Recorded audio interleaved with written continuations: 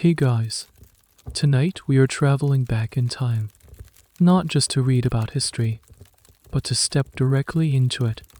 We're taking a backstage pass to a world we think we know, ancient Greece. But we're going to explore the parts that don't make it into the glossy documentaries, the messy, complicated, and intensely human side of life and love.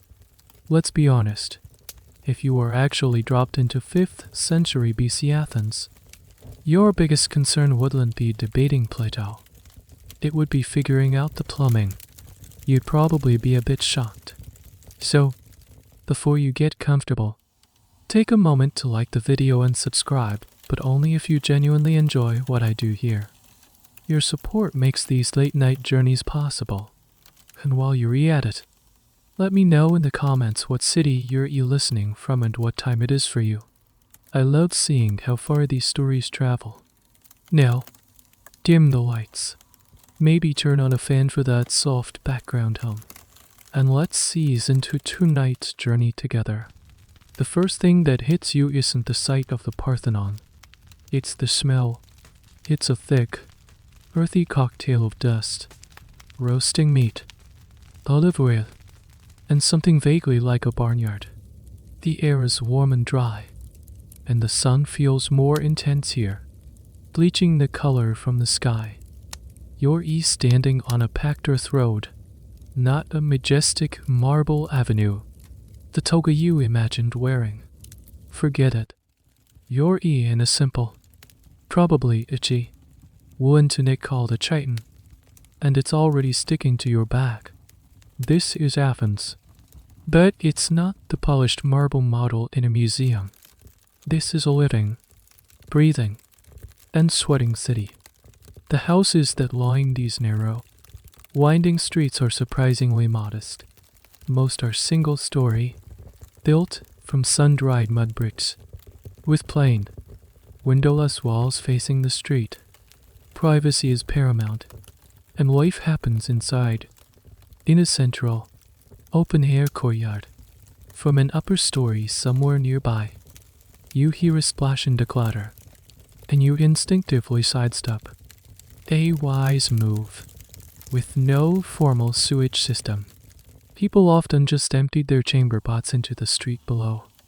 A little known fact of daily Athenian life. Always look up.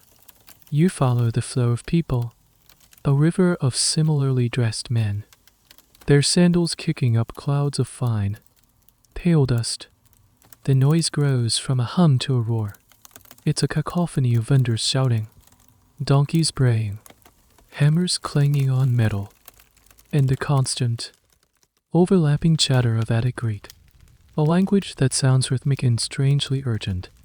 You've arrived at the heart of it all, the Agora. This sprawling, open square is the city's central nervous system. It's the marketplace, the courthouse, the social club, and the political arena all rolled into one. Here, the grand public buildings finally match your expectations. You see the Stopio Kyle, the famous painted porch, where philosophers will one day gather their students. You see temples and altars, small plumes of scented smoke rising from them as citizens make minor offerings. This is the mainstream historical fact we all know. The Agora was the center of Athenian public life. It was here that democracy wasn't just an idea. It was a loud, chaotic, and daily practice.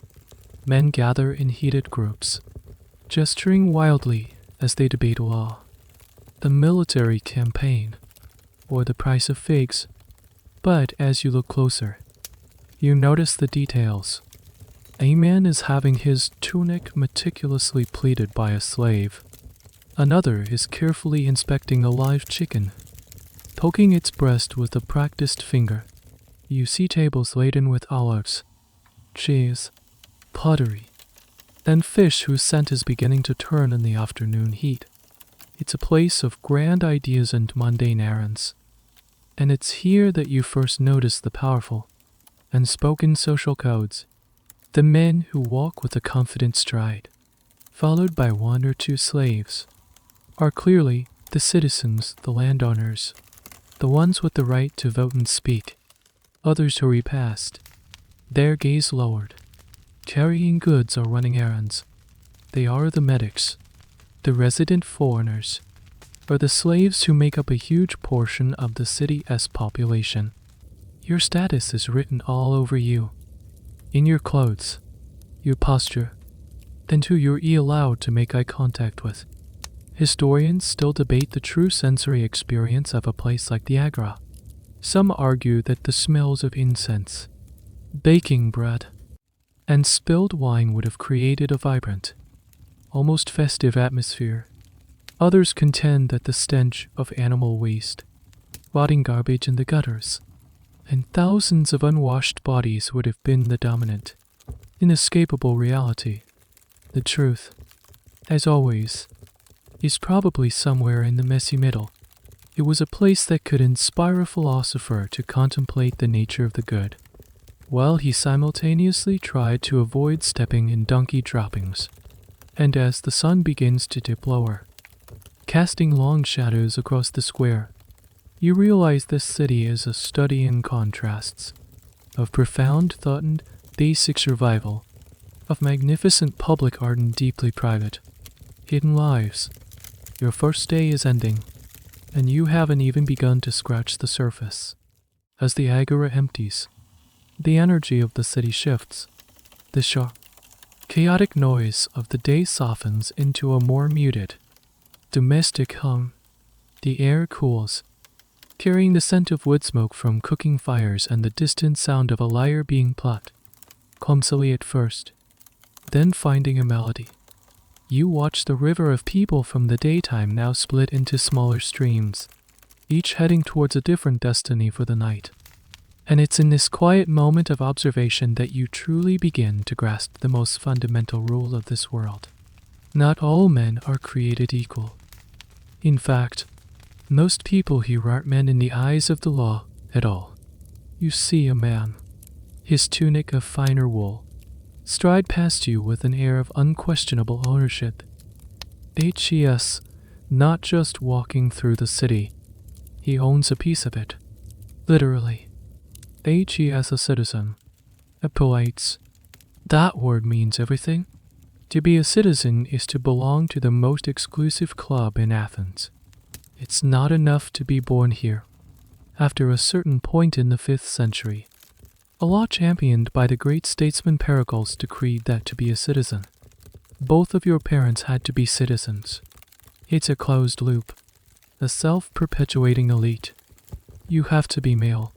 Of course, you have to complete your mandatory 2 years of military service, the PPA, and you almost certainly own land, the true basis of wealth and status. These are the men who debated in the Agora, who vote in the assembly, and who serve as jurors. They are, in their own minds, the only people who truly matter. Then you notice another man, carefully packing away a stall of intricate pottery. His craftsmanship is superb, far better than some of the clunk, i.e. our local wares. He has a prosperous look about him, yet there is a subtle deference in his posture as a group of citizens walks by. He is a medic, a resident alien. Athens is a commercial hub, and it attracts talent from all over the Greek world and beyond. These medics are the skilled laborers, the doctors, the merchants, the bankers. They are a vital part of the city's economic engine, but they are forever outsiders. They can own land within the city walls. They can't vote. They must have a citizen sponsor, a prostates, who acts as their legal guardian in a court of law. And here's a quirky little bit of bureaucracy for you. They had to pay a special tax for the privilege of living and working in Athens. The metoi. It was a huge amount, but it was a constant, tangible reminder of their status. Welcome, but not one of us. Useful, but not equal. They are a permanent fixture of the city, yet they exist in a state of legal limbo, their fortunes tied to the tolerance of the citizen body. Then, almost unseen, a third figure moves through the twilight. A young man, his tunic coarse and plain, follows a few steps behind the citizen you first noticed. He carries the day's purchases, a ceramic jug of wine, a wrapped bundle of fish. He doesn't make eye contact with anyone. His movements are efficient, quiet, and practiced. He is a slave, and slaves are everywhere. They are in the homes, cooking and cleaning. They are in the fields, tilling the land. They are in the silver mines at Lorient, performing backbreaking, life-shortening labor that fuels the Athenian economy. They are the tutors who educate the sons of the wealthy, the clerks who handle the paperwork, the craftsmen in the workshops, the democracy you witnessed in the Agora, the philosophical discussions, the creation of art and drama. All of it is built upon this foundation of forced labor. The time that citizens have to participate in public life is time they don't have to spend working, because someone else is doing the work for them. It's the uncomfortable truth at the heart of this golden age. And this is where historians get into some pretty heated arguments. Just what percentage of Athens' population was enslaved? The ancient sources are vague and oft uncontradictory. Some scholars, piecing together clues from legal speeches and archaeological remains, estimate it was around 20–30%. Others argue, with compelling evidence, that the number was much higher, perhaps a staggering 40% or even more. The answer drastically changes our perception of this society. Was it a democracy with a slave-owning problem, or a slave society that happened to have a democratic government for its elite minority? The debate is ongoing because the answer defines the very soul of Athens. As you stand there, an anonymous observer in a simple tunic, you realize how profoundly this hierarchy would define your own existence. Who are you in this world? You own no land. You have no Athenian parents. You have no sponsor. By every metric of this society, you are a nobody. You have no rights, no voice, no power. Every interaction, every opportunity, every relationship you could possibly have would be filtered through this rigid, unyielding social structure. It is the operating system of ancient Greece, and you've only just begun to see how the code is written. The last of the merchants and shoppers have gone home. The Agora is now a vast, empty space under a blanket of stars, eerily quiet except for the night watchmen making their rounds. The city has retreated indoors, and as you wander through the now hushed residential streets, another stark reality of this world becomes clear. You've been here all day, seen the bustling heart of the city, witnessed political debates and commercial transactions, and you can count on one hand the number of respectable women you've seen. The public world, the world that matters, is a world of men. You pass by the modest, mud brick houses again. The doors are shut tight. The windows are small and high, if they exist at all.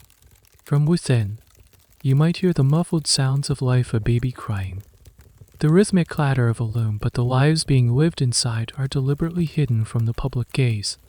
This is the domain of women, the oikos, the household, and the boundary between the oikos and the outside world. The polis is as solid and significant as a fortress wall. A citizen's wife, a Jain, was expected to live a life of seclusion. Her main purpose, stated explicitly and without any romantic sugarcoating, was to manage the household and, most importantly, to produce legitimate male heirs to carry on the family line and inherit the property. Her virtue, hers off rosy nia, complex word meaning moderation, self-control, and chastity was a cornerstone of the family's honor. To protect this honor, Her contact with men who weren't her close relatives was severely restricted. She wouldn't pop down to the Agora to buy groceries. That was a job for a male relative or, more likely, a slave. She wouldn't attend the theater to watch the latest play by Sophocles, or sit in on the assembly. Her life was centered on the inner courtyard and the women's quarters, the gynnae by courtesans, which were often located on the upper floor or at the back of the house, furthest from the street and the prying eyes of strangers. Here, she would supervise the slaves, manage the household stores of food and wine, and spend countless hours spinning wool and weaving cloth. Weaving was not just a domestic chore. It was the quintessential symbol of female virtue and industry. The image of the dutiful wife at her loom is as iconic to the Greeks as the image of the male citizen debating in the Agora. Here's a curious detail that highlights this separation. While their homes had a designated men's quarter, the undrawn, usually located near the front of the house. This was the semi-public space where the master of the house could entertain his male friends, hold drinking parties, and conduct business. His wife would not be present at these gatherings. The house was architecturally designed to keep the worlds of men and women separate, even under the same roof. The husband had a social life that extended out into the city. The wife's social life was largely confined to interactions with female relatives and the slaves she managed. Of course, this idealized image of the perfectly secluded wife is where historical reality gets complicated. Academics are in a constant debate about how strict this seclusion actually was. Some scholars, taking ancient texts from philosophers and playwrights at face value, paint a picture of near total confinement, a life lived almost entirely indoors. They point to legal speeches where a woman's reputation could be damaged simply by being seen too often in public. However, other historians argue this is an exaggeration, an ideal promoted by the male elite rather than the everyday reality for all women. They point to evidence from vase paintings and religious calendars. Women certainly left the house for religious festivals, which were a crucial part of civic life and one of the few acceptable public outlets for them. They attended funerals, visited family, and drew water from the public fountain house, a task that, for poorer families without many slaves, would have been a daily necessity and a chance for social interaction. So, was the average Athenian wife a cloistered prisoner in her own home? Or was her life simply more private and restricted than a man's? The consensus is still out, and it likely varied a great deal based on a family's wealth and social status. That the overwhelming impression you get, as you stand in the darkened street listening to the faint, filtered sounds of domestic life, is one of a society cleaved in two. Power, freedom, and identity are all tied to one's ability to move through and command public space. For the men of Athens, the city is their stage. For the vast majority of its women, it's a world they can only glimpse through a high window, a place they enter rarely and with purpose, always aware that their very presence is subject to scrutiny. The stage is set for a culture where male and female experiences are so profoundly different. They might as well be from different planets. The next morning, you decide to follow a group of men who are not heading to the Agora. They are older, well-built men, accompanied by younger, athletic-looking youths. Their destination is a place just outside the city walls, a large, open area dotted with colonnades and bathing facilities. You've arrived at a gymnasium. The word itself, from the Greek gymnos, means naked, and they take that very, very seriously. This is not your modern-day gym with rows of treadmills and weight machines. This is a sprawling complex dedicated to the cultivation of the male body. It's a training ground for athletes, a military drill yard for citizen soldiers, and, perhaps most importantly, a high-octane social hub. You step inside and are immediately surrounded by a scene that is both startlingly athletic and intensely aesthetic. Men of all ages are exercising, completely nude. Their skin gleams with a mixture of sweat and olive oil, which they use not for cooking, but as a combination of lotion, sunblock, and cleaning agent. After a workout, they would use a curved metal scraper, a stray gill, to scrape the oil, sweat, and dirt from their bodies. You see discarded stray gills in small clay oil flasks, or dairy bellowi, scattered around. The air is filled with the sounds of exertion, the thud of feet on packed earth, as men practice the long jump with weights in their hands. The whir of a discus slicing through the air, the sharp crack of a javelin hitting its target. This is the mainstream image of the Greek gymnasium, a place for honing the physical prowess necessary for warfare and for victory at the Olympic Games. A healthy, strong body was seen as a moral good, a reflection of a disciplined mind and a patriotic spirit. The city needed strong hoplites, and this was where they were forged. But you quickly realize that exercising is only half of what goes on here. Along the shaded porticos, or SDOs, that surround the exercise grounds, older men are gathered. They are not working out. They are watching. They are connoisseurs of the male form, observing the younger men with a critical, appreciative eye. There is no pretense here, no shame. The admiration of the male body, particularly the youthful male body, is open and unapologetic. It's woven into the very fabric of the culture. This brings us to a slightly more unusual feature of the gymnasium. It was a prime pickup spot, but not in the way we might understand it. This is where the relationships that would define much of Greek elite social life began. The older, wealthier, and more established citizens came here to identify promising youths, boys in their late teens who were beautiful, athletic, and showed signs of a good character. The gymnasium was a marketplace of potential, where physical beauty was a currency that could attract the attention of a powerful mentor. And here's a quirky little detail about Greek aesthetics. The ideal body was the hypermuscular, bodybuilded physique we often see in modern interpretations. What they valued was a lean, athletic build, with smooth lines and a youthful, almost androgynous appearance. They had very specific, and to us, slightly strange criteria for beauty. For example, a particular kind of youthful downy hair on the cheeks was considered highly attractive, a sign of being at the peak of adolescent bloom. It was a very specific look, and one that was fleeting. The first sign of a proper beard was a signal that this period of youthful perfection was coming to an end.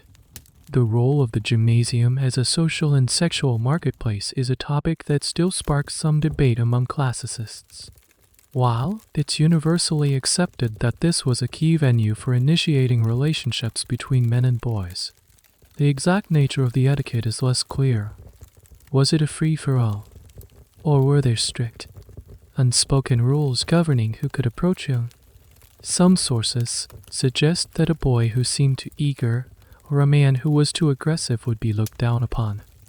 The pursuit was supposed to be a delicate dance, framed by ideas of mentorship and admiration, not just raw lust.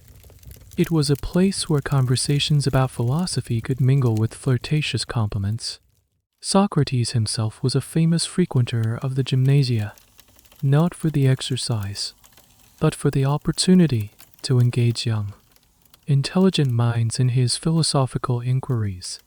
He'd watch a young man finish practicing the javelin, and then cornered him with a question like, "So, you know how to throw a spear, but do you know what courage is?" It was a seamless blend of the physical, the intellectual, and the erotic. As you stand in the shade, observing this world, you understand that the nectansis is not just about practicality for exercise. It's a statement. It's a celebration of a very specific kind of beauty. A beauty that is male, youthful, and public. It's an open display of the bodies that defended the city, that represented it in athletic contests, and that were, in themselves, objects of desire and admiration. The gymnasium is a microcosm of the male-dominated world outside its walls, but with the social dynamics turned up to 11, where physical presence and aesthetic appeal are a direct form of power. As you continue to observe the intricate social ballet of the gymnasium, you start to notice a recurring pattern. An older man, let's say HES in his 30s or 40s, a seasoned citizen with a military record and a bit of political clout, will approach a youth. The boy is maybe 16 or 17, on the cusp of manhood, his body lean and athletic from years of training. The man doesn't just greet him. He speaks to him with a particular kind of intensity, a mixture of admiration, guidance, and something more. You're witnessing the beginning of one of the most famous, and to modern eyes, most controversial institutions of ancient Greece, pederasty.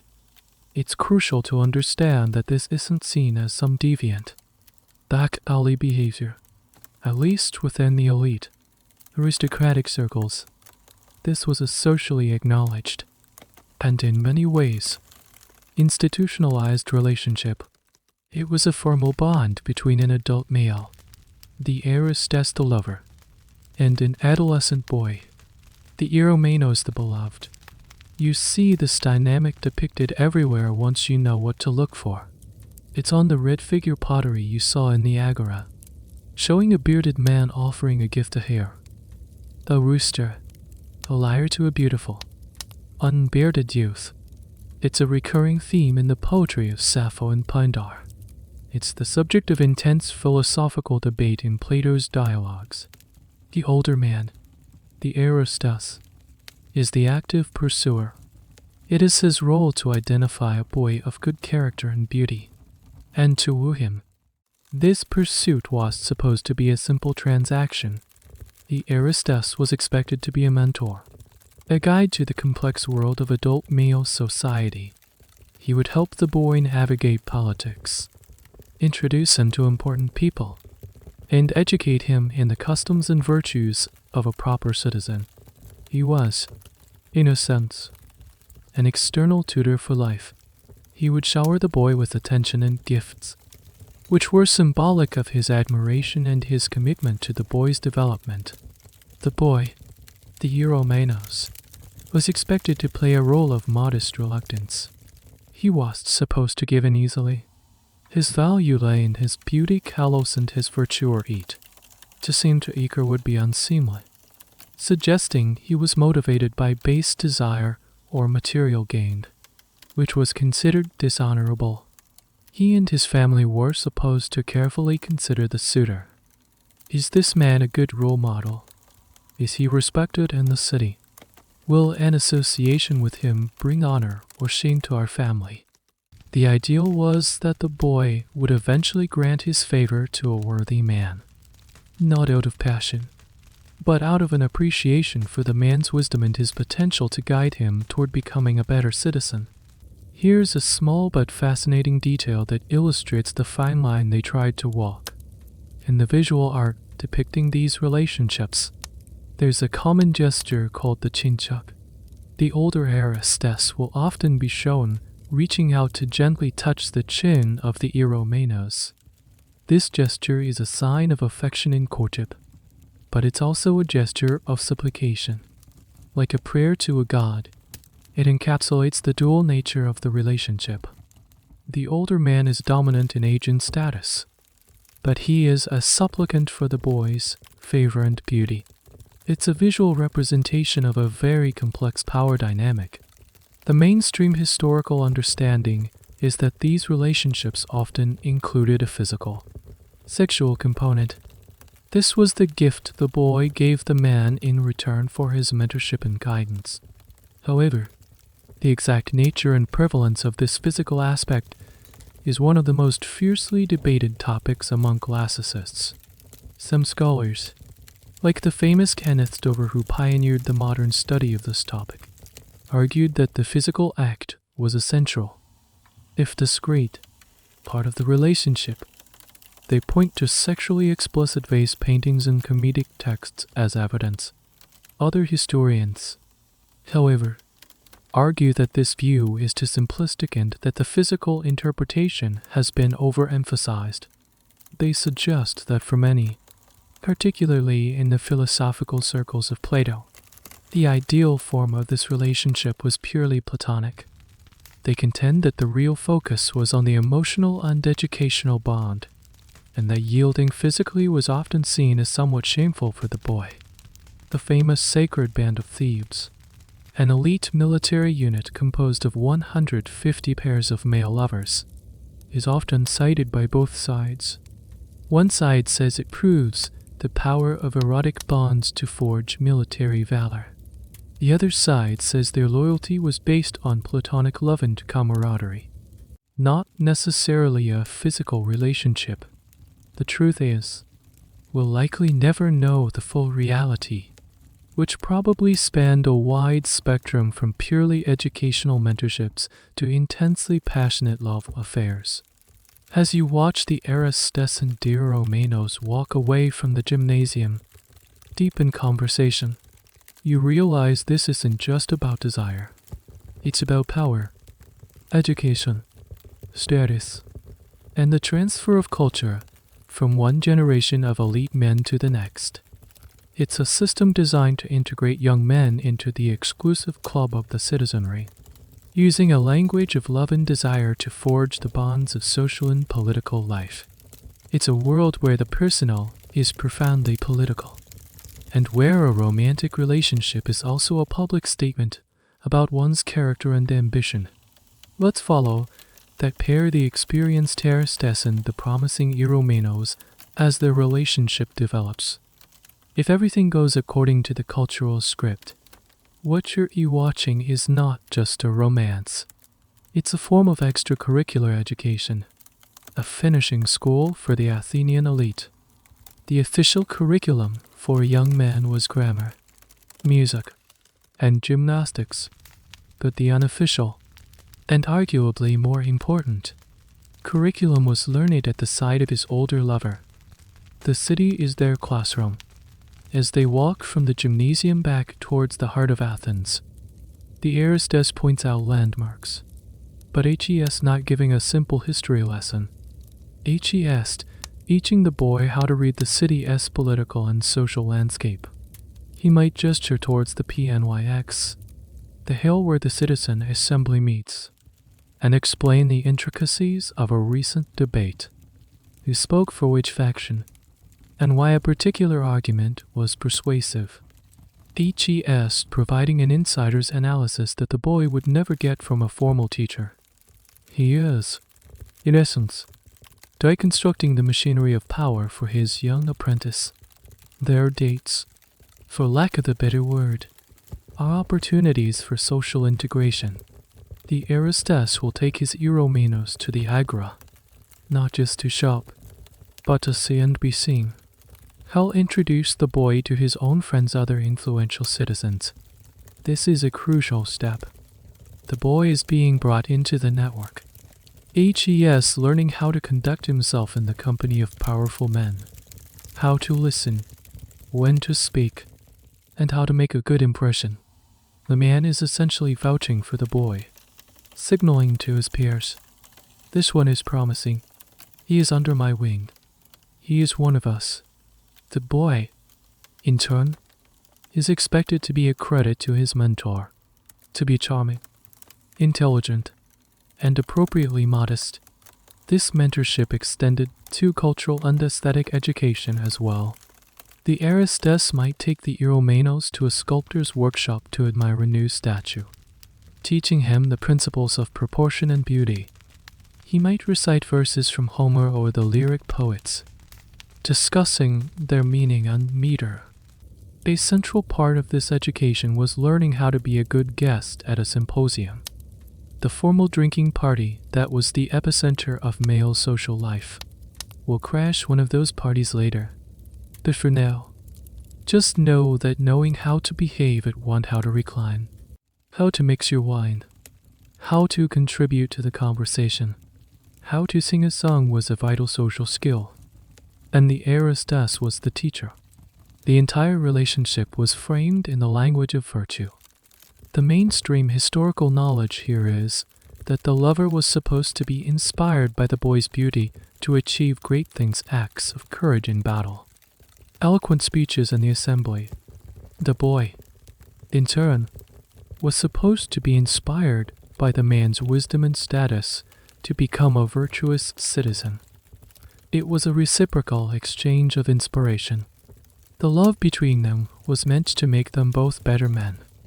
This is the ideal, the version UD here articulated by philosophers and poets. Now for a peculiar, and frankly, slightly awkward detail about this whole affair. What was the boy's family's role in all this? They were often implicitly, and sometimes explicitly, involved. A father might be proud that his son had attracted a distinguished and honorable suitor. It was a sign that his son was beautiful and well regarded, which reflected well on the entire family. It was a bit like a modern parent being proud that their child got into a prestigious university. This was an acceptance into the old boys' club of Athens. The family would sanction the relationship, provided the aristos was of a suitable character. It was a strategic alliance. But here, again, we encounter a zone of intense scholarly debate. To what extent was this idealistic educational romance or reality, versus a convenient justification for the desires of older, powerful men? Some historians argue that the educational component was a sophisticated and genuine part of the institution, a way for a society without formal higher education to transmit its core values. They see it as a functional, if unusual, system of social reproduction. Other scholars are more cynical. They argue that the high-minded talk of education and virtue was often just a rhetorical cloak for exploitation. They suggest that the power imbalance was so great that the boy's consent was, at best, coerced. Was the boy truly learning philosophy? Or was he just a status symbol for the older man? A beautiful object to be displayed? Was the father's approval a proud moment, or a calculated decision to curry favor with a powerful figure? The ancient sources themselves are divided. Plato's dialogues try to purify the relationship into a non-physical quest for beauty, while the comedies of Aristophanes portray it in a much more cynical and transcational light, with jokes about boys demanding expensive gifts. The truth is likely that it was a messy spectrum, with some relationships genuinely embodying the educational ideal, and others being far more predatory. As you watch them, the mentor and his student, you see the appeal of the system, at least for the people it was designed to serve. The boy is getting a priceless, personalized education in how to be a man in this world. The man is reaffirming his own status and fulfilling a cultural role, all while being in the company of youth and beauty. It's a perfectly designed system for keeping power and culture within a small, self-selecting circle of men. The idealistic portrait of mentorship and mutual improvement is compelling. But as you continue to watch this world, you start to see the cracks in the facade. You begin to notice the unspoken tensions and the inherent contradictions that lie just beneath the surface of this celebrated institution. The relationship between the aristos and the eromenos is built on a foundation that is, by its very nature, unequal, and this imbalance of power creates a landscape fraught with potential for anxiety, resentment, and exploitation. The aristos is an adult citizen with legal rights, economic power, and social standing. The eromenos is a youth, not yet a full citizen, with limited agency, while the cultural script dictates a gentle pursuit and a modest acceptance. The reality could be far more coercive. You can imagine the immense pressure on a boy and his family if the suitor was a particularly powerful or influential man. Refusing his advances might not be a simple matter of personal preference. It could have social or even political repercussions. The courtship could feel less like a romantic dance and more like an offer you can't refuse. The mainstream historical view acknowledges this power dynamic as a central feature. Legal speeches from the period are filled with anxieties about it. Orators would try to discredit their opponents by accusing them of having been a promiscuous youth, of having given in too easily or for the wrong reasons like money, which was seen as a sign of a weak or servile character. The implication was that if a man couldn't properly manage his own honor as a boy, he certainly couldn't be trusted to manage the affairs of the city as an adult. A man's past as an Eromenos could be weaponized against him decades later in a court of law. This reveals the intense scrutiny the Eromenos was under. He had to walk a tightrope. If he refused all suitors, he might be seen as arrogant. If he accepted a suitor, he had to ensure the man was honorable and that he himself didn't appear too willing. The ideal was to be desired, but to remain in control of that desire. This is a heavy burden for a teenager.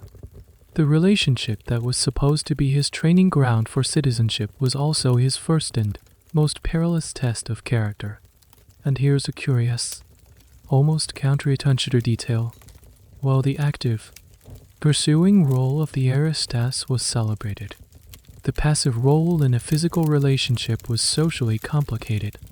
For the Greeks, the key distinction in sexual acts was not the gender of the participants, but the role they took. To be the active, penetrating partner was to be masculine and dominant. To be the passive, penetrated partner was to take on a submissive, feminine role. This was fine for women and for slaves, but it was problematic for a future male citizen. Therefore, the physical aspect of the pederastic relationship, if it occurred, was shrouded in a kind of social and logistical awkwardness. The specific act most commonly associated with this was intersural sex, or thighying, where the youth would remain standing or facing away, and the older man would engage with him between his thighs. This was considered a compromise. It allowed the older man a form of physical release without, in their view, compromising the boy's masculinity in the same way that other acts might. This practice is a bizarre but telling piece of evidence for how deeply their anxieties about dominance and submission were tied to specific physical acts. The existence and nature of these compromises are, predictably, a hotbed of academic contention. Some historians believe that evidence for intersural sex on vase paintings is a clear indication that this was the standard and socially acceptable physical expression of the relationship. They see as a clever cultural solution to a tricky ideological problem. However, other scholars push back, arguing that we can't take these vase paintings as a literal guide to universal practice. They suggest that these depictions might represent an idealized version, a sort of PG rating for a practice that, in reality, was much more varied and likely included acts that were considered less honorable. They argue that to assume all pairs adhered to this specific, slightly convoluted practice is to underestimate the diversity of human behavior. Was this a genuine norm? Or was it just a convenient artistic and social fiction? The jury is still out. Watching this dynamic play out, you see the psychological weight of it all. The aristas, for his part, lived with the constant anxiety that his beloved would be stolen away by a rival, or that the boy's beauty would fade.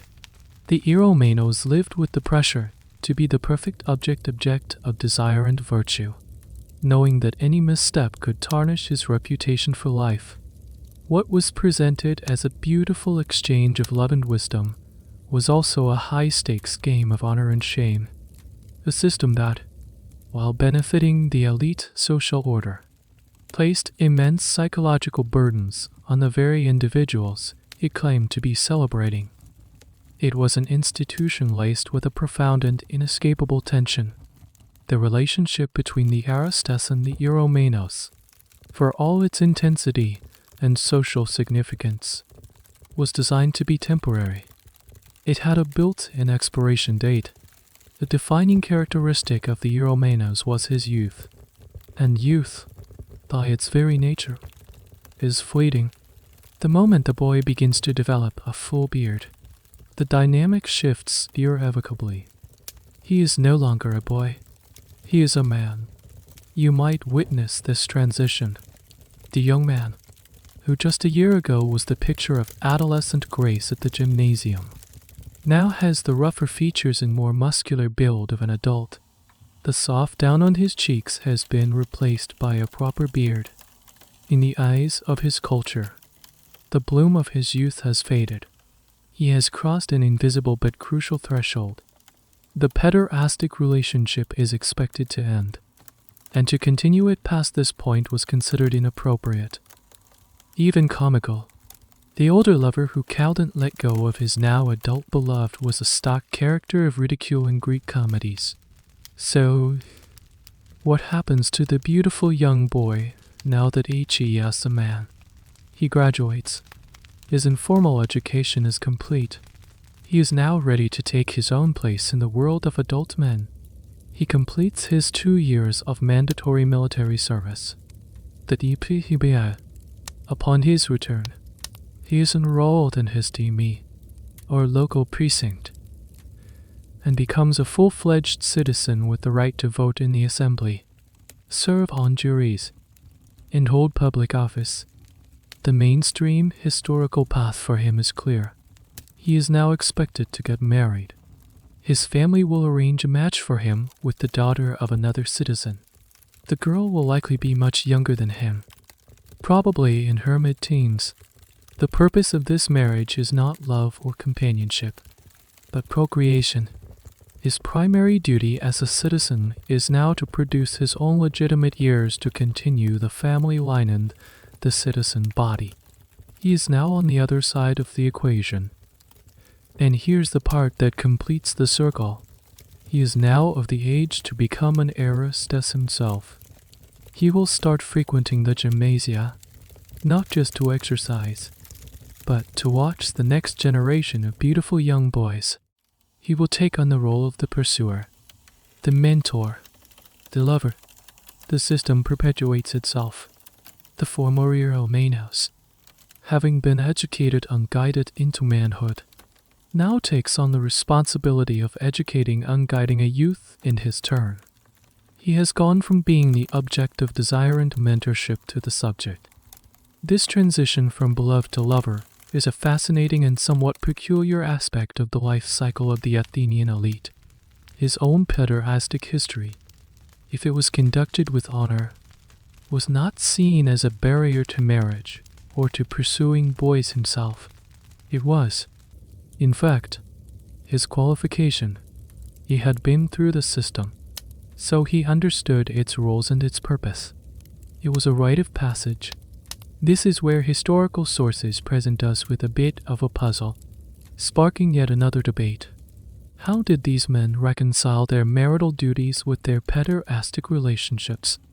The modern assumption might be one of conflict or hypocrisy, but for the Greeks, it wasn't necessarily so. The worlds of the oikos, the home and the polis, the city, were so separate that the relationships within them served different functions. Marriage was about family, property, and dares. The relationship with an Eromenos was about passion, education, and social politics. They were not seen as mutually exclusive. They simply occupied different spheres of a man's life. His wife was for producing children. His male lover was for pleasure, inspiration, and social maneuvering. However, some historians question whether this neat separation was truly so emotionally clean.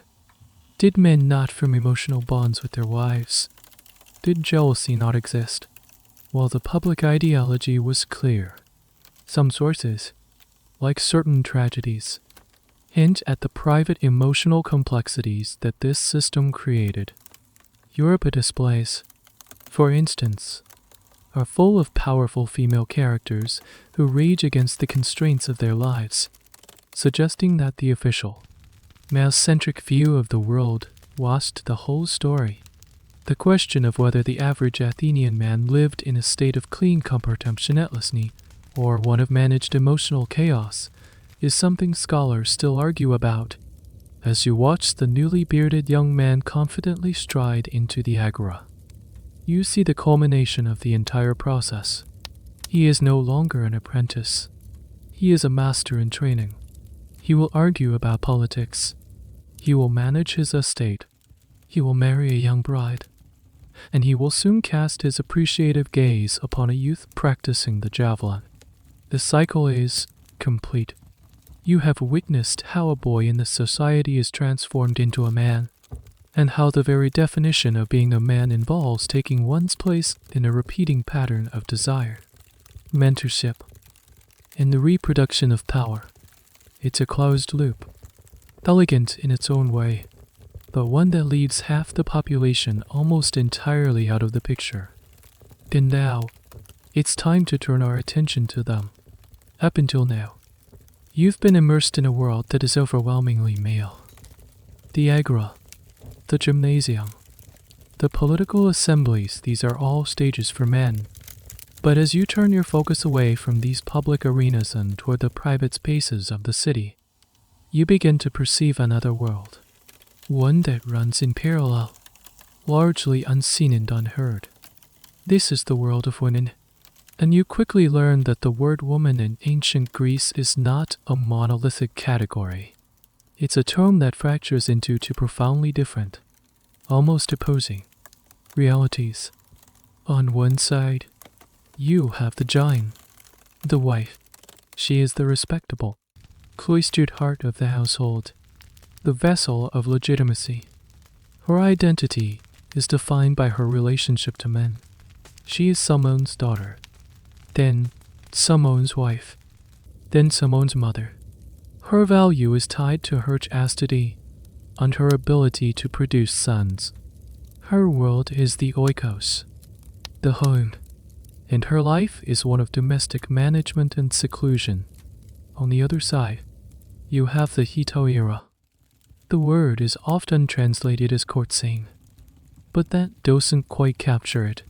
Companion is closer. The hetoirae plural were a class of women who existed completely outside the bounds of traditional marriage and family. They were often foreigners or freed slaves, and they were defined not by their domestic virtue, but by their skills, their education, and their independence. They could offer men something a wife could not: witty conversation, intellectual companionship, and sophisticated entertainment, alongside physical intimacy. Imagine you are walking through the city in the late afternoon. You see a citizen's home, its door firmly shut. Inside, you know his wife is likely at her loom, supervising the evening meal, her existence circumscribed by the walls of the house. She is a respectable woman, the mother of his children, the anchor of his lineage. Her name is not to be spoken in public by men who are not her relatives. To do so would be a grave dishonor. A little later, you might see another woman walking through the streets with a confidence that is startlingly different. She is elegantly dressed, perhaps in finer, more colorful linens than a typical wife would wear. She is not rushing, nor is her gaze lowered. She might even be accompanied by her own attendants. She is on her way to an appointment, an engagement for the evening. This is a hetaira, and unlike the wife, her name might be well known. Men talk about her beauty, yes, but also about her wit, her skill on the lyre, or her ability to hold her own in a philosophical conversation. The mainstream historical fact is this stark division. The wife provides the heirs. The hetaira provides the pleasure. The Athenian statesman Demosthenes is famously quoted as saying, "We have hetaira eye for pleasure, concubines for the daily care of the body, and wives for the purpose of producing legitimate children and to be a faithful guardian of our households." It's a blunt, functional, and deeply revealing statement about how men compartmentalize their lives and the women in them. Take quirky and telling detail about this division is their education. A respectable girl from a citizen family would be taught basic literacy and numeracy, enough to manage a household. Her primary education was in domestic skills, weaving, cooking, and management of slaves. The hetaira, on the other hand, was often highly educated. She would be trained in music, dance, and, most importantly, the art of conversation. She had to be interesting enough to entertain the city's most powerful and intelligent men for an entire evening. In a strange paradox, the less respectable woman was often far more educated and worldly than the respectable one. This stark binary, however, is where modern historians find room for nuance and debate. Was the divide always so absolute? Some scholars argue that the literary sources, written by elite men, create a sharper distinction than may have existed in reality. They suggest there might have been a spectrum of women's roles and reputations that we can no longer see clearly. For instance, what about a widowed shopkeeper? She was neither a secluded wife nor a hetaira, but a working woman in the public sphere. Our categories don't neatly fit her. Furthermore, the very definition of a hetaira is debated. The term seems to have covered a wide range of women, from incredibly wealthy and influential figures who were essentially intellectual celebrities, to women who were less distinguishable from high-class prostitutes. Was hetaira a formal category, or a more fluid label applied to any unmarried woman who engaged in relationships with men for profit and pleasure? The lack of female-authored sources from this period means we are always looking at these women through a male gaze, which likely simplified and categorized them in ways that didn't reflect the full complexity of their own lives. As the evening draws in, you understand that to be a woman in this city is to be forced into a choice. Or rather, to have a choice forced upon you by birth and circumstance. You are either the guardian of the family's honor, hidden away from the world, or you are a public woman, living by your wits and charm in the world of man, but forever denied the respectability and security of the hearth. Two paths, both defined entirely by the needs and desires of men. And now, it's time to step across the threshold and into the first of these worlds, the hidden world of the wife. You are granted a rare invitation, a glimpse behind the windowless facade of a citizen's home. You step through a modest doorway and find yourself not in a grand hall, but a small, dark passageway. This leads you into the heart of the house, a central, open-air courtyard. The sun streams down into this private space, illuminating a scene of quiet, domestic industry.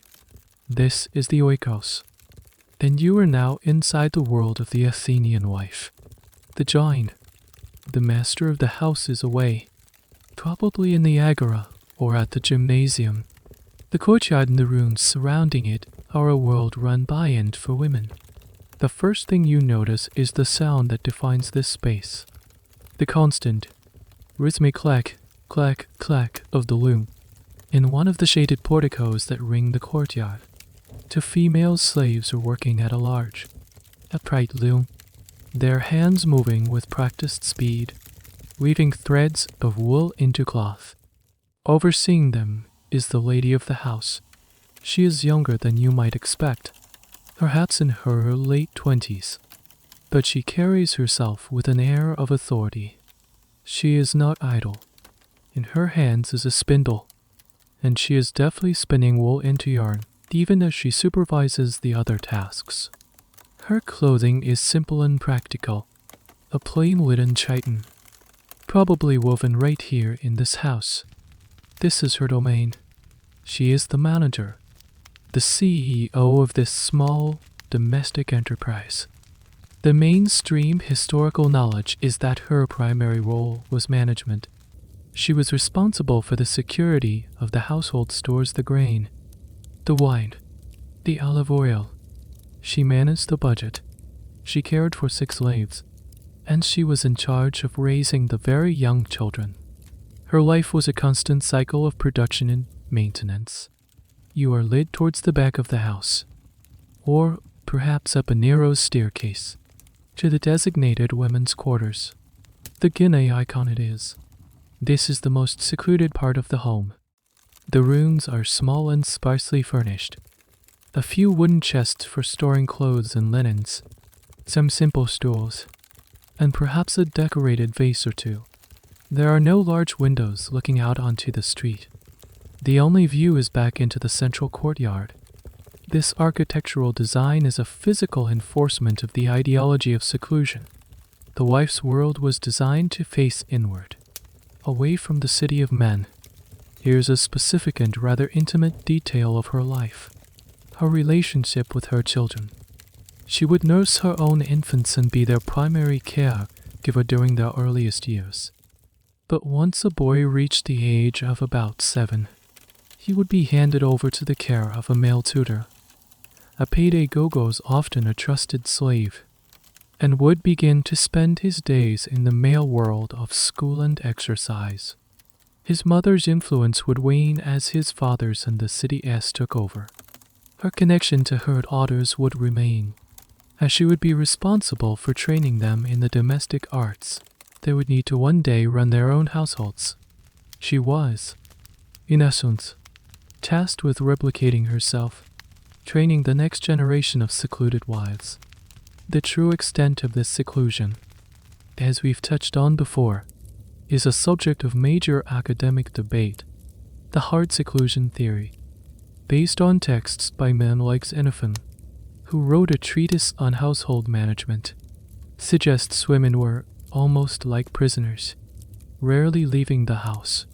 Xenophon praises a man whose young wife is so well trained that she has seen and heard as little as possible before marriage, and asks her husband if her job is to stay indoors while he works outside, like a queen bee in a hive. However, many historians now argue for a more nuanced soft seclusion. They point to vase paintings that show women gathering at public fountains, participating in religious rites, and visiting neighbors. They argue that for poorer families, a wife's labor would have been needed outside the home, whether selling goods in the market or helping with the harvest. The ideal of the perfectly cloistered wife may have been a luxury only the very wealthy could afford. Was the average woman truly locked away? Or was her freedom of movement simply more purposeful and less recreational than a man's?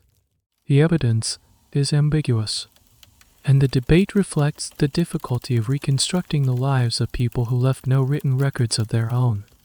As you spend time in the Guinea icon it is, you sense the profound isolation of this existence. The wife's social circle was tiny: female relatives, a few trusted female neighbors, and the slaves of her own household. News from the outside world of politics, lore, or philosophy would arrive filtered through her husband. Her understanding of the city she lived in was second-hand. Her honor, and by extension, her family's honor, depended on her invisibility. The perfect wife was one who was never talked about, for good or for ill. Her life was one of repetition, duty, and enclosure. It had its own sphere of power. She was the undisputed mistress of the home, but it was a power exercised within carefully prescribed and very narrow limits. As you leave the house and step back out into the noisy, dusty street, the contrast is jarring. You have just left a silent, inward-facing world, a world that was the essential, but invisible, bedrock upon which the loud, public world of the Athenian man was built. That young woman you saw, the mistress of the Oikos, how did she come to be here? The story of her arrival is the story of an Athenian marriage, and it has very little to do with romance, love, or personal choice. It was a transaction, a contract between two families, designed to secure property, forge alliances, and produce legitimate heirs. Imagine her a decade or so earlier. She is a girl of about 14 or 15. This was the typical age for a citizen daughter to be married.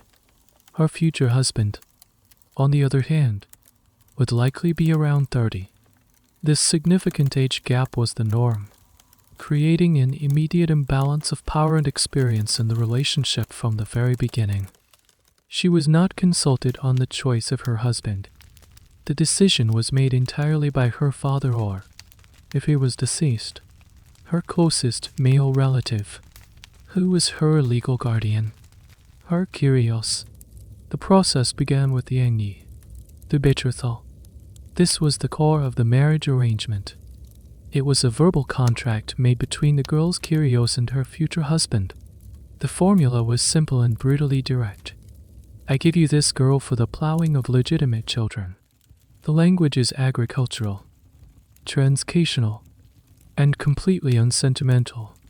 The girl herself might not even be present for this discussion, a conversation that would determine the entire course of her life. A key part of this contract was the dowry. This was the property money, land, or goods that the bride's father gave to the husband. This is a well-known historical fact, but its function was specific. The dowry was not a gift to the husband to do with as he pleased. Legally, it still belonged to the wife, and the husband was its steward. If the marriage ended in divorce, which could be initiated by the husband simply by sending his wife back to her father's house, the dowry had to be returned in full. This served two purposes. It provided a measure of financial security for the wife, and it acted as a strong disincentive for a husband to divorce his wife frivolously. It was a crucial piece of economic leverage for the bride's family. Now for a peculiar detail about the wedding itself. The ceremony, the gamos, was a multi-day affair that was less about a public declaration of love and more about the physical transfer of the bride from one household to another. On the wedding night, after a feast at her father's house, the bride would be led in a torchlit procession to her husband's home, riding in a chariot or a cart, flanked by her new husband and his best man. When she arrived, she would be met by her new mother-in-law. A key ritual was for the bride to be offered a quince fruit. Eating the quince was thought to symbolize the sweetness of her future physical relationship with her husband. It was a symbolic and slightly awkward initiation into a new life and a new set of duties. Once she crossed the threshold of her new home, the marriage was considered consummated and complete. There was no state or religious registry, no official certificate. The marriage's legitimacy rested entirely on the public acknowledgement of the enyi and the physical relocation of the bride. The very nature of marriage in Athens is a subject of ongoing historical discussion. The traditional view, based on the legal and philosophical texts, is that these were purely pragmatic arrangements. Love was not a prerequisite, or even an expectation. Affection, or philia, a kind of familial fondness and loyalty, might develop over time. But passionate, romantic love, or eros, was seen as a dangerous, destabilizing force, something one might find outside the home, but not within it. However, some scholars are now challenging this rigid interpretation. They argue that by focusing only on the legalistic texts, we miss the human element. They point to funerary inscriptions where husbands express deep grief for their deceased wives. using language of love and partnership. They examine scenes on vase paintings that depict moments of what appears to be genuine tenderness between a husband and wife. Was the Athenian marriage really as cold and loveless as the legal formulas suggest? Or are we looking at an ideology that didn't always match the emotional reality of individual lives? It's a classic case of historical sources giving us conflicting signals, one official and cold, the other private and warm. As you reflect on this, you realize that for an Athenian woman, marriage was not the beginning of an independent life, but a transfer of ownership. She went from being under the guardianship of her father to being under the guardianship of her husband. She had no say in the matter, and her role was explicitly defined for her, to be a vessel for the next generation and a steward for the household. While love might have bloomed in the cracks of this rigid system, the system itself was not designed to cultivate it. It was designed to cultivate something far more important to the Athenian man, a legitimate son. Now, let's leave the quiet, enclosed world of the oikos and step back out into the vibrant, male-dominated city. You're heading to a place where men gather in the evening, a place of conversation, wine, and entertainment. And it is here that you will finally meet the other kind of woman, the one whose existence is the mirror opposite of the wife's. You will meet the Hetaira. As you approach the home where a symposium is about to begin, you see her arrive. She is not brought in a cart or escorted by her father. She rides on her own terms, perhaps with an attendant carrying her lyre. She is recognized, and the men waiting to enter greet her with a familiarity and respect that is startling. She is not just a hired entertainer. She is a guest in her own right, an expected and valued part of the evening's proceedings. Inside, she doesn't retreat to a separate quarter. She enters the undrawn, the men's dining room, a space no respectable wife would ever set foot in. She reclines on a couch among the men, just as they do. When the conversation begins, she doesn't remain silent. She participates. She can discuss poetry, comment on politics, or even engage in the light philosophical banter that is the hallmark of such gatherings. She is, in this moment, the intellectual equal of the men around her. This is the core of her identity. The mainstream understanding of the Hetaira is that she offered synousia, a word that means being with or companionship in the fullest sense. It encompassed conversation, intellectual stimulation, and physical intimacy. The most famous Hetaira of all was Aspasia of Miletus. She was the partner of the great Athenian statesman Pericles. She was a foreigner medic, so she could not legally marry him, but she lived with him as his companion, and her home became a salon for the most brilliant minds of Athens, including Socrates. Plato and Xenophon both wrote dialogues featuring her, and she was known for her intelligence and her skill in rhetoric. She was a powerhouse, a woman who wielded influence not through family connections, but through the sheer force of her intellect. She is the archetype of the high-class Hetaira. Of course, not all Hetaira were as powerful or famous as Aspasia. The term covered a spectrum, but what they all had in common was a degree of professional and economic independence that was unthinkable for a citizen wife. The Hetaira lived in her own home. She managed her own finances. She chose her own clients or companions. Her relationships were, in essence, business arrangements, though they could certainly involve genuine affection and long-term attachment. Here's a curious little detail that speaks to their unique status. Hetaira were the only women in Athens, other than priestesses, who were regularly depicted by Naaman with individual personalities in literature and art, while the ideal wife was anonymous. The successful Hetaira cultivated a public persona, She was a brand. Men would boast of an association with a particularly famous hetaira, as it was a sign of their own wealth, taste, and sophistication. A man might have a wife to run his home, but he took his hetaira to the party. The very nature of the HETR as profession and status is, of course, a subject of intense historical debate. The traditional, more romanticized view paints them as proto-feminists, liberated women who chose a life of intellectual freedom over domestic drudgery. This view emphasizes their education, their wit, and their agency, portraying them as the glamorous, empowered counterparts to the oppressed wife. However, a more critical modern perspective challenges this. These scholars argue that to call them liberated is to ignore the fundamental reality of their situation. They were still women in a patriarchal society, and their livelihood depended entirely on their ability to please men. Their independence was precarious. They had no legal protection, no family to fall back on if they felt ill, grew old, or fell out of favor. For every celebrated Aspasia, there were likely hundreds of other hetaira living a far more marginal and insecure existence. Was she a liberated intellectual or a highly skilled sex work operating under a more palatable name?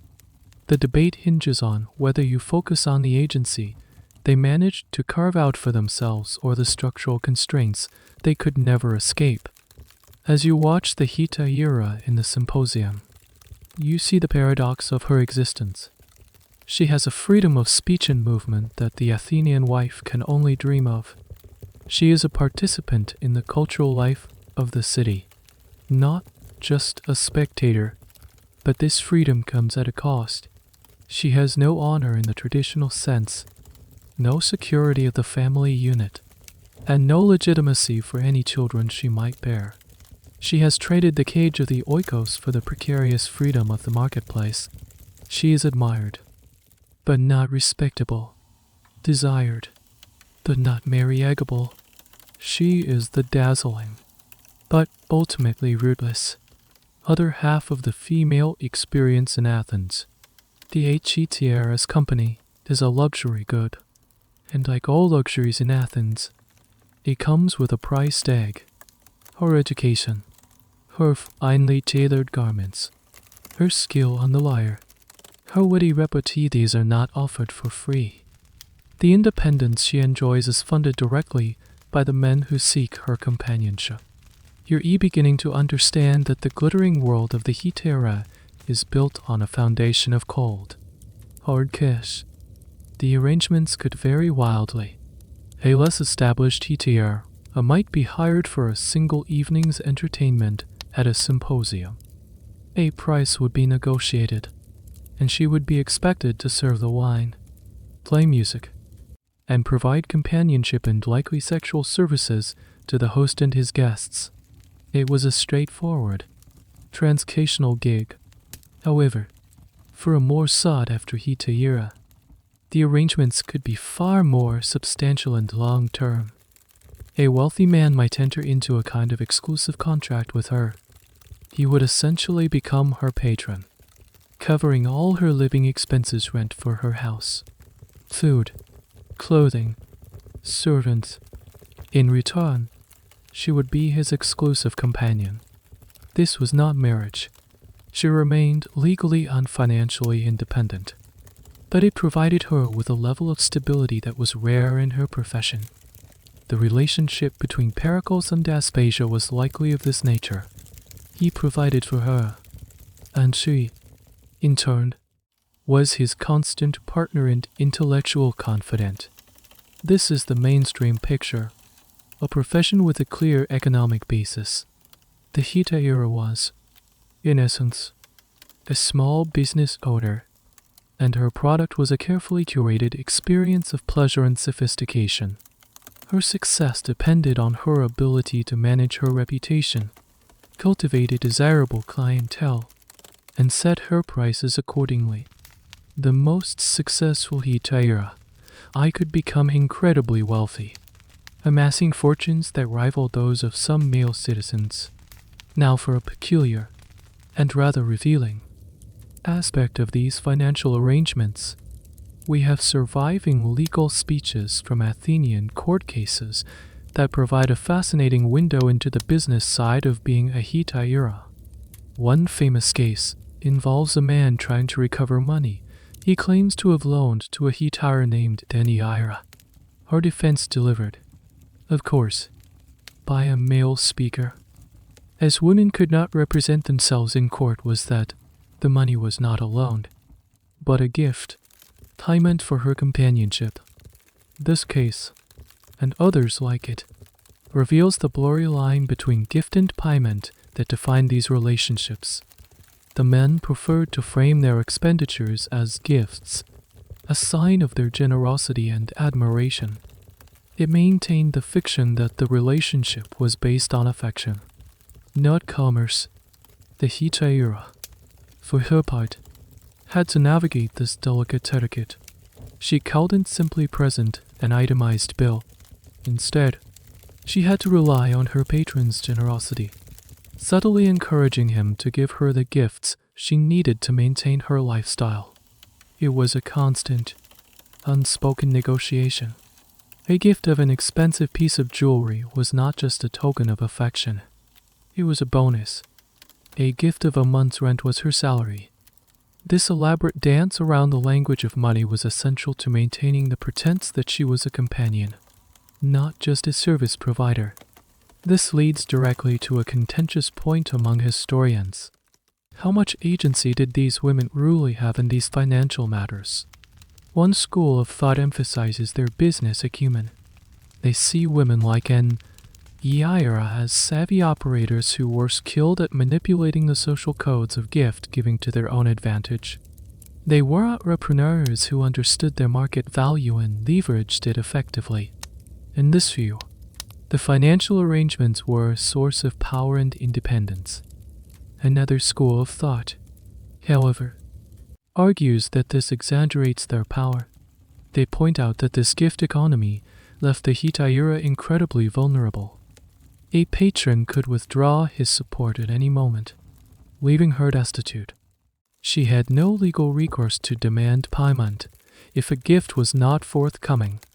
Her financial security was entirely dependent on the goodwill and continued desire of her male patrons.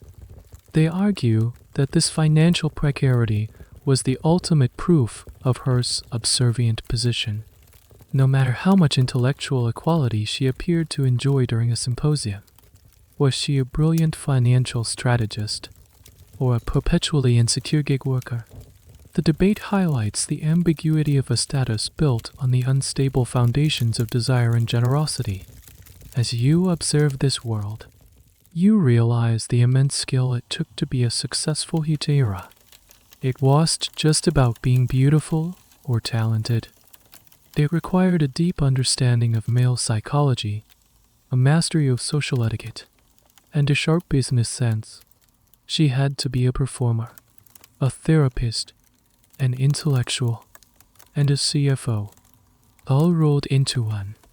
The price of her companionship was high, not just in drachmas, but in the constant, exhausting effort required to maintain a life of precarious freedom in a world that was not built for her.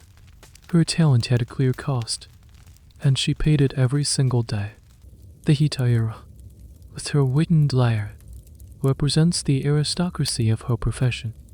But as you wander away from the well-lit homes of the wealthy and into the dimmer, narrower backstreets of Athens, closer to the port of Piraeus or the bustling market, you encounter another class of women entirely. They are also selling intimacy, but their world is devoid of poetry and philosophical discourse.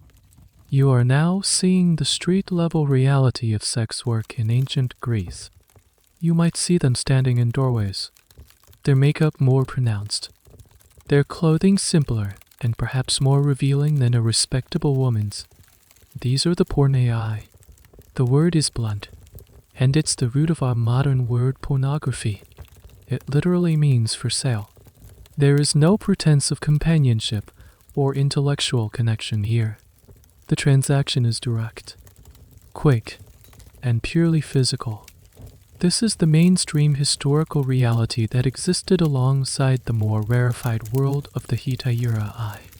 Sex work was legal, it was taxed, and it was a ubiquitous feature of urban life in Athens. It served a purpose in a society where young men were not expected to marry until they were around 30, and where respectable women were kept inaccessible. The porne provided a socially sanctioned outlet for male sexual desire that didn't threaten the integrity of the citizen family. These women were almost always at the absolute bottom of the social hierarchy. Many were slaves, purchased specifically for this purpose and owned by a brothel keeper, or pornobuscoes. Their earnings went directly to their master. Others might be freed women or poor citizens with no other means of survival. Their lives were often brutal and short. They had no agency, no choice of clients, and no legal protection from abuse. They were, in the eyes of the law and society, human commodities. You might stumble upon one of the city's brothels. Dawn to imagine a lavish, opulent building. A Greek brothel was typically a small, squalid establishment, often just a few cramped rooms, marked only by a lit lamp or a specific symbol above the door. The price for a woman's services here was astonishingly low. A common price, mentioned in ancient comedies, was 1 ruble, which was 1/6 of a drachma. To put that in perspective, a day's wage for a skilled laborer was about 1 drachma. This was the cheapest, most basic transaction imaginable. It was nicknamed the 1 obol jump. And here we come to a particularly strange and sad detail of this world. To distinguish themselves from respectable women and to advertise their trade, some pornei wore sandals with a special trick. On the soles, in reverse, were the words AKOLOUTHEI, meaning follow me. As they walked through the dusty streets of the city, they would leave a faint imprint in the dirt. The sad, ghostly advertisement for anyone who cared to look down and read the invitation. It is a haunting image, a woman's path marked by a constant, silent plea for business. The distinction between the porne and the hetaira is a subject of some debate among classicists, though the general separation is clear. The traditional view holds them as two entirely separate classes. The hetaira was a high-class companion, the porne a common prostitute. One sold conversation and companionship, which included sex. The other sold only sex. However, some historians argue that the line could sometimes be blurry. They suggest that hetaira might have been a label that more successful porne could adopt to try and move up in the world.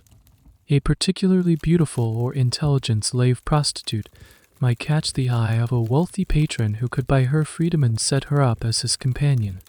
Conversely, a hetaira who fell on hard times, who lost her patron or her looks, might have no other choice but to descend into the life of a common porne. The boundary, they argue, might have been more porous than the elite male sources, with their love of neat categories, would have us believe. Was it a rigid caste system, or a slippery ladder that women could, with great difficulty and luck, climb up or tragically slide down? As you retreat from these grim back alleys, the social structure of Athens becomes painfully clear. It's not just a hierarchy of citizen, medic, and slave. Within the world of women who exist outside the family, there is its own brutal hierarchy. At the very top sits the brilliant, precarious Aspasia. Far below her are the talented hetairae, making a living through a careful performance of intellect and charm. And at the very bottom are the anonymous pornei in the brothels and on the streets, their bodies owned by others, their existence a testament to the city as unaccounted needs and its casual cruelty. They are the foundation of this pyramid of pleasure, the silent and exploited workforce that made the entire system, from the symposium to the secluded oikos, possible. Tonight, you've received the invitation you've been waiting for. You're not just observing from the streets anymore. You're going inside. You've been asked to attend a symposium. The word literally means drinking together.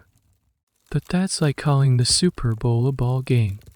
This is the absolute epicenter of elite male social, political, and cultural life in Athens. It's a combination of a dinner party, a business meeting, a philosophical seminar, and a stag night, all rolled into one. You arrive at the house of a wealthy citizen. A slave greets you at the door, takes your sandals, and washes your feet. You are then led directly to the undrawn, the men's dining and drinking room. The room is designed for this specific purpose. Along the walls are 7 to 9 stone or wooden couches, or clinei. The walls themselves might be painted with mythological scenes or, fittingly, with images from other symposia. The atmosphere is one of exclusive, masculine comfort.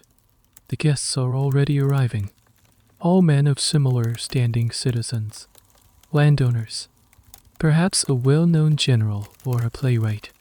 They greet each other warmly, the air buzzing with the easy familiarity of men who run a city together.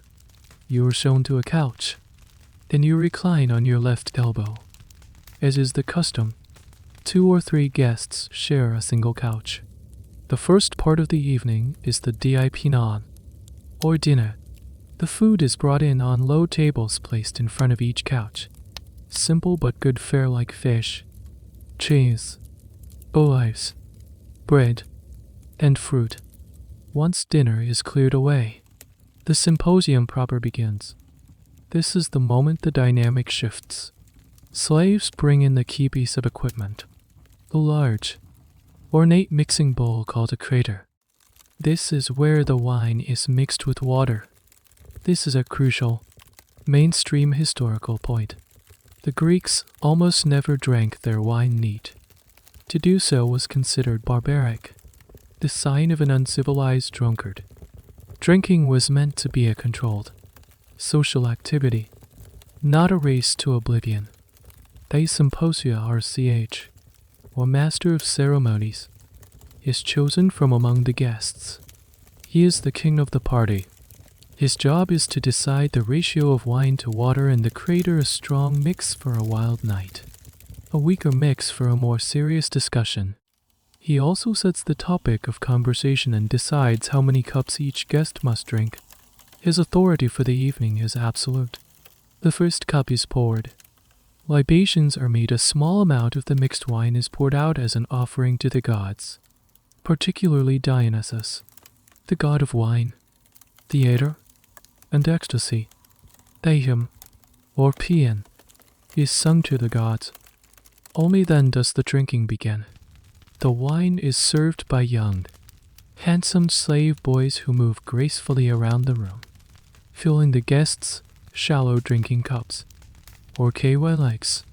And here's a quirky detail that adds a layer of playfulness to the evening.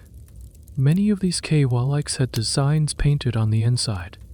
As a guest drank, a picture would slowly be revealed. It could be a mythological scene, an athletic figure, or often a humorous or erotic image. But the most famous of these are the eye cups. These cups were painted with large, staring eyes on the outside. When a guest lifted the cup to drink, the cup itself became a mask, its giant eyes staring out at the other guests. It's a wonderfully strange and theatrical touch, a reminder that the symposium is a form of performance. The very purpose and nature of the symposium are still a topic of rich historical debate. The idealized version, most famously depicted in Plato's Symposium, presents it as a forum for profound philosophical inquiry. In his dialogue, the guests, including Socrates and the playwright Aristophanes, take turns delivering speeches on the nature of love eros. This view positions the symposium as a crucible of intellectual thought. However, other sources, like the comedies and vase paintings, present a much rosier picture. They show symposia devolving into drunken chaos, with guests playing loud party games, vomiting, and engaging in overtly sexual behavior. So, which is it? Was the symposium a refined philosophical salon or a boisterous frat party? The answer, most historians agree, is that it was both. It was a flexible institution that could be whatever the host and the symposia RCH wanted it to be. It could be a night of high-minded debate, a raucous celebration, a political caucus to plot strategy, or, most likely, a fluid combination of all of the above.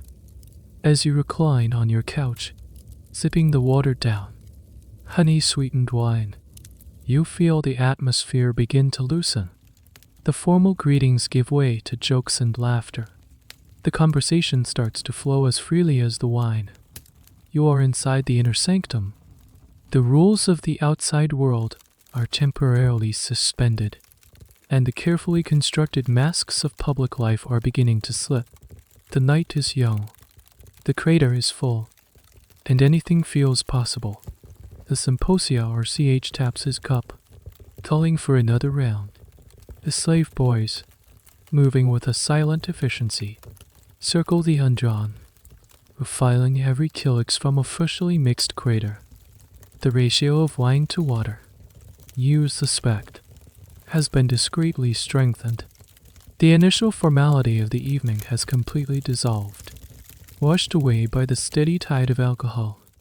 The room is louder now, the laughter deeper and less restrained. This is the gift of Dionysus, the loosening of tongues and the blurring of boundaries. You watch as the character of the gathering transforms. The measured, polite conversation about harvests and politics begins to splinter. In one corner, a heated argument about a recent theatrical performance breaks out. On another couch, two men are leaning in close, sharing a conspiratorial whisper. The symposium is a unique social pressure cooker. It forces men into close physical proximity, encourages them to drink in unison, and compels them to interact for hours on end. It's a machine designed to break down inhibitions and foster a powerful, if temporary, sense of communal intimacy. This is the mainstream function of the wine. It's a social lubricant, carefully administered to achieve a desired state of cheerful, uninhibited fellowship. The goal wasn't necessarily to get blackout drunk, though that certainly happened. The ideal state was a kind of warm, articulate buzz, a state where a man felt witty, courageous, and deeply connected to his companions. It was in this state that political alliances could be forged, business deals sealed, and poetic verses composed on the spot. As the wine flows, the games begin. The most popular of these is called a boss. It's a game that could only be invented by people with a lot of time on their hands, reclining on couches. After draining his cup, a player would hold it by the handle, and with a practiced flick of the wrist, fling the last dregs of his wine across the room at a target. The target was often a small metal disc balanced atop a stand, called a S3X. If you hit it just right, the disc would fall and strike a larger disc below, making a satisfying clang. And here's the quirky, romantic detail of the game. Card boss was just a test of skill. It was a form of fortune-telling, particularly in matters of love. As you flung your wine lees, you would dedicate the shot to your beloved, often an Eromanos or a popular Hetaera. A clean hit, a loud clang, meant your love was reciprocated. A miss meant you were out of luck. It was a boozy, messy form of divination, a party game infused with the anxieties and hopes of the heart. Imagine a room full of the city's most powerful men, laughing and shouting as they drunkenly flick sticky wind rags at a metal target, all in the name of love. The role of wine in Greek society is a topic of endless fascination and some debate for historians. The dominant scholarly view is that wine was seen as a substance with a dual nature.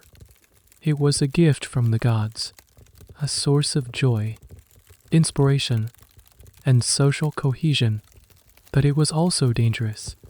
It could unleash chaos, violence, and foolishness. The entire ritual of the symposium, the mixing with water, the control of the symposia RCH, the libations was an attempt to manage this duality, to harness the positive power of wine while keeping its destructive potential in check. However, some revisionist historians argue that we might overstate the moderation aspect. They point to the sheer number of vase paintings depicting the messy aftermath of symposia, men being sick, stumbling home, or passed out. They argue that while the ideal was controlled, convivial drinking, the reality for many was often simply about getting as drunk as possible. Was the symposium a carefully moderated ritual of social bonding? Or was the high-minded philosophy and poetry often just a classy excuse for a massive binge drinking session? The truth probably varies dramatically from one party to the next. You look around the room. The air is thick with the sweet smell of wine, mingled with the scent of olive oil from the lamps and the sweat of the guests. Faces are flushed. A man on the couch next to you begins to sing a sea shanty, his voice loud and off-key, and his companions join in, banging their cups on the table for rhythm. The king of the party, the symposia, RCH, grins, his garland of ivy now askew on his head. The carefully maintained order of the Athenian day has given way to the joyous, intoxicating chaos of the night. The party is in full swing, but the entertainment is just getting started. The doors of the andron swing open, and a new energy enters the room. The singing quiets down as the guests turn their attention to the doorway. The energy in the andron shifts from boisterous camaraderie to a focused, appreciative attention. A small troupe of performers has entered the room. They are not the elite, named Hetaira, who might recline as guests themselves. These are hired entertainers, and their job is to elevate the party from a simple drinking session to a full-blown spectacle. Leading them is a young woman carrying an aulos, a double reed pipe that looks a bit like two oboes joined at the mouthpiece. She is an Oledi, a flute girl. Her presence is a standard, almost required, element of any respectable symposium.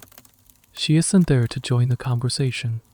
Her role is to provide the soundtrack for the evening. She puts the aulos to her lips, a leather strap called a PH or BIA circling her head and cheeks to give her the breaths, the porch she needs, and begins to play. The music is a high-pitched, reedy, and exotic-sounding melody that wins its way through the thick, wine-scented air. Behind her, another young woman enters, holding a lyre. Others might carry castantes or a small hand drum. They are followed by a lithe, athletic young woman who is clearly a dancer. This is the entertainment package the host has paid for. The mainstream historical knowledge is that such performers were a common feature of symposia, providing the music, dance, and general atmosphere of refined pleasure that separated a citizen's party from a common bar brawl. These performers were almost always slaves or freedwomen, existing in a social space somewhere between a skilled artist and a sexual commodity. The dancer begins to move to the rhythm of the aulos. Her performance is a mixture of acrobatics and graceful, flowing movements. She might perform a series of back bends, handstands, or even juggle. The men watch with rapt attention, shouting encouragement The performance is skillful, certainly, but it's also undeniably erotic. Her movements are designed to be alluring, to showcase the beauty and agility of her body.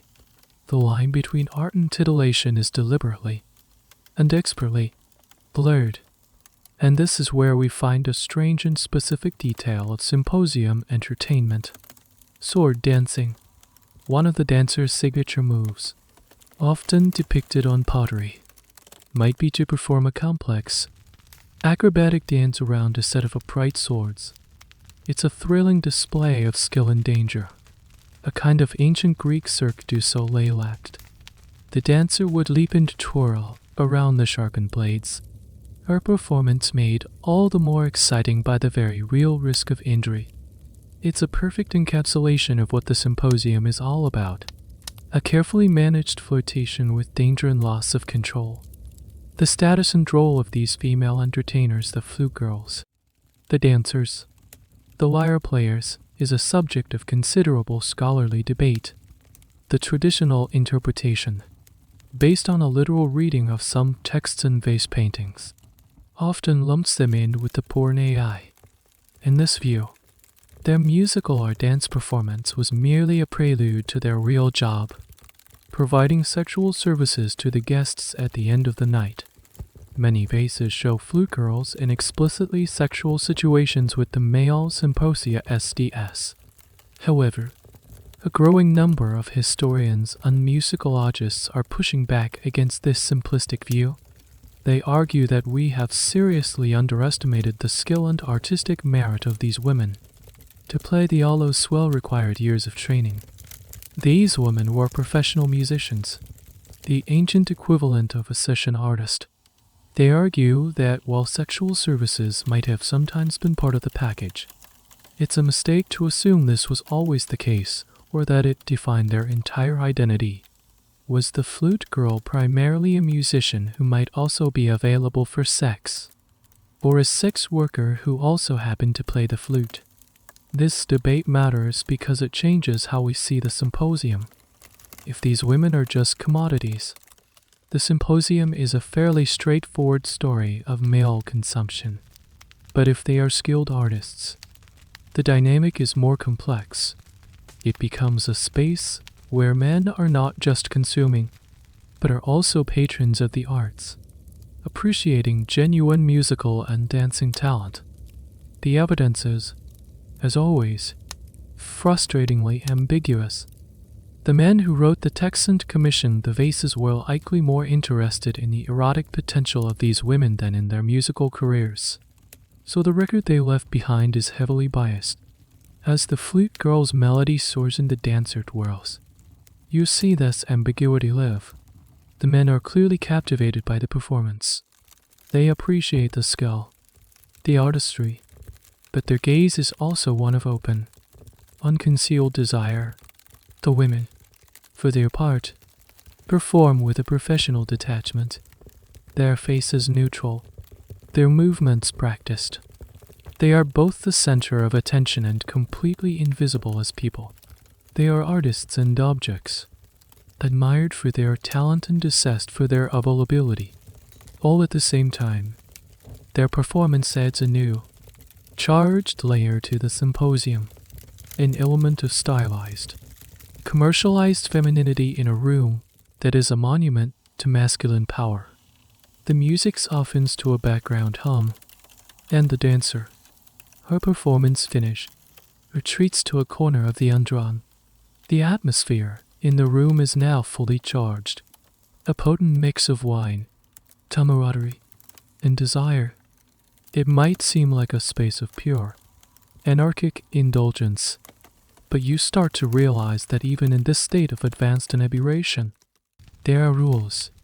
The symposium, for all its chaos, operates on a strict, if unspoken, code of conduct.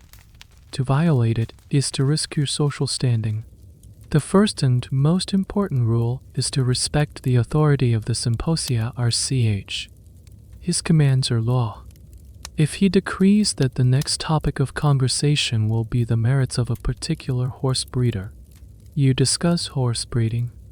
If he says everyone must sing a song, you clear your throat and sing, no matter how badly. To defy the symposia or CH is to shatter the harmony of the party, a grave social faux pas.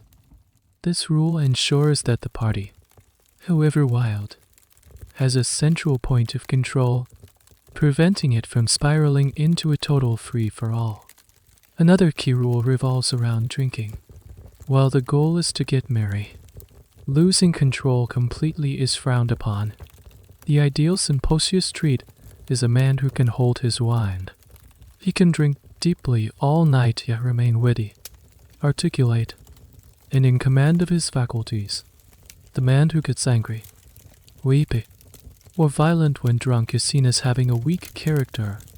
The one who passes out early is an object of gentle mockery. This is a mainstream historical point.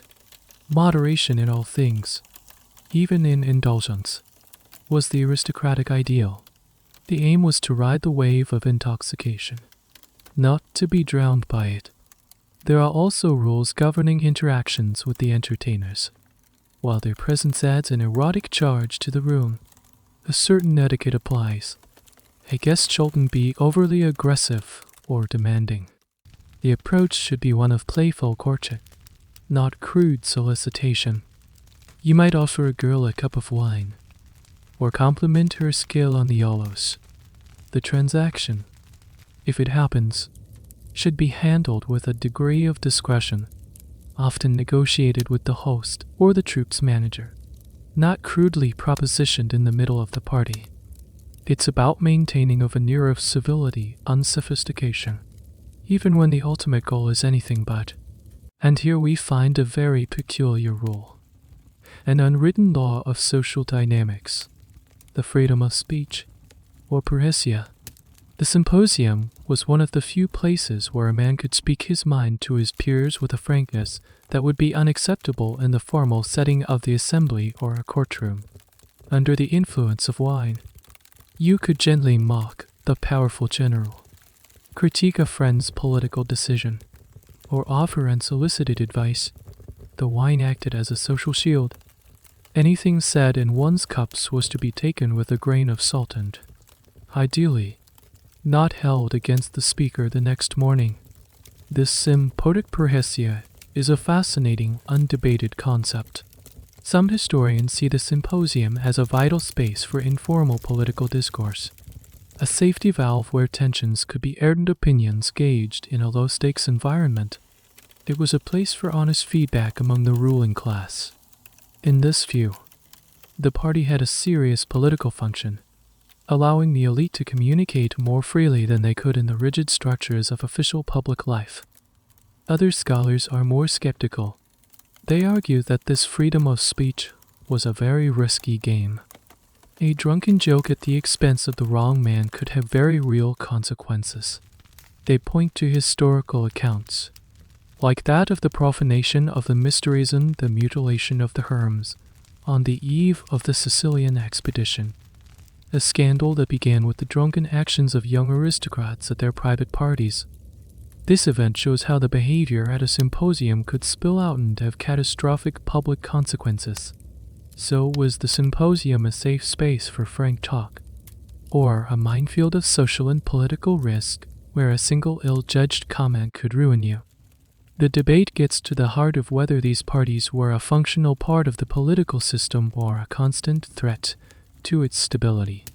You watch as a guest, emboldened by wine, makes a sharp, witty, but pointed joke at the host's expense. There's a moment of silence, and then the host throws his head back and laughs, clapping the guest on the back. The tension breaks. The rule has been tested and held, but you can sense the fine line that was just walked. The entire evening is a performance of this tightrope walk between order and chaos, civility and debauchery, freedom and consequence. The rules are what make the game exciting, and everyone in the room knows them by heart.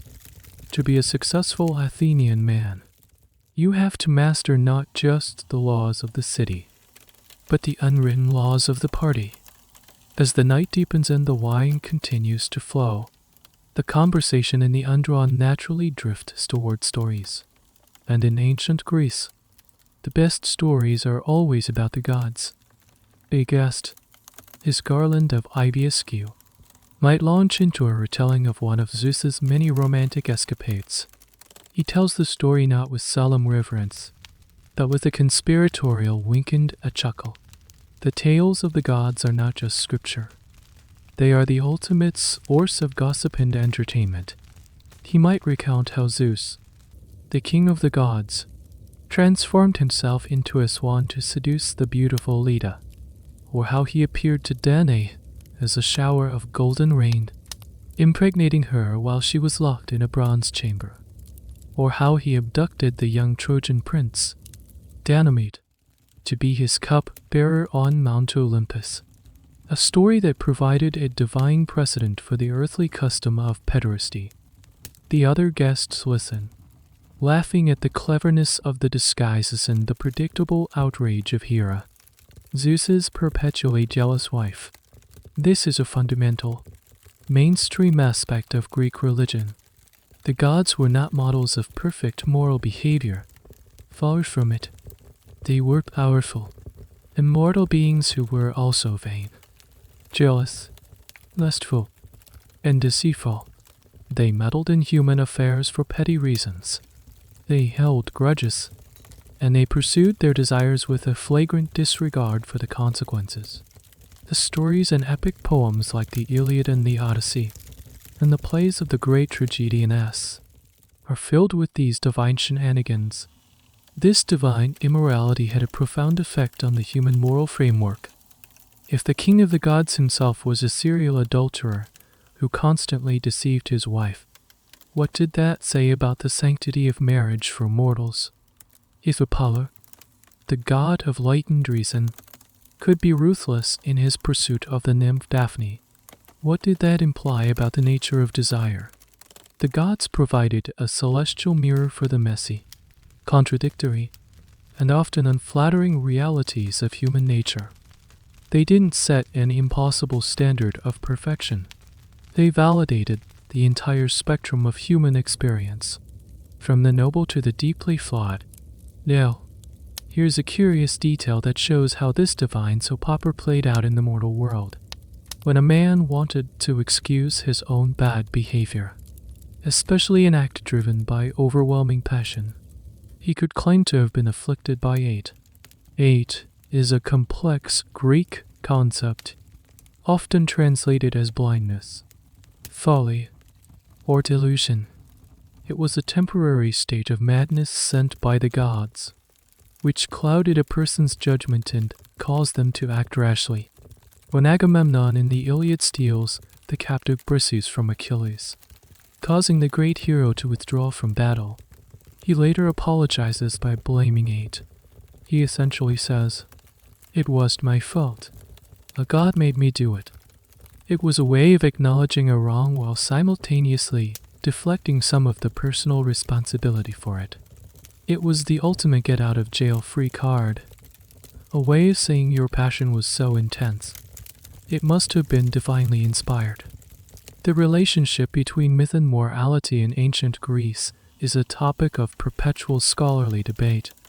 Did the Greeks truly model their behavior on the gods?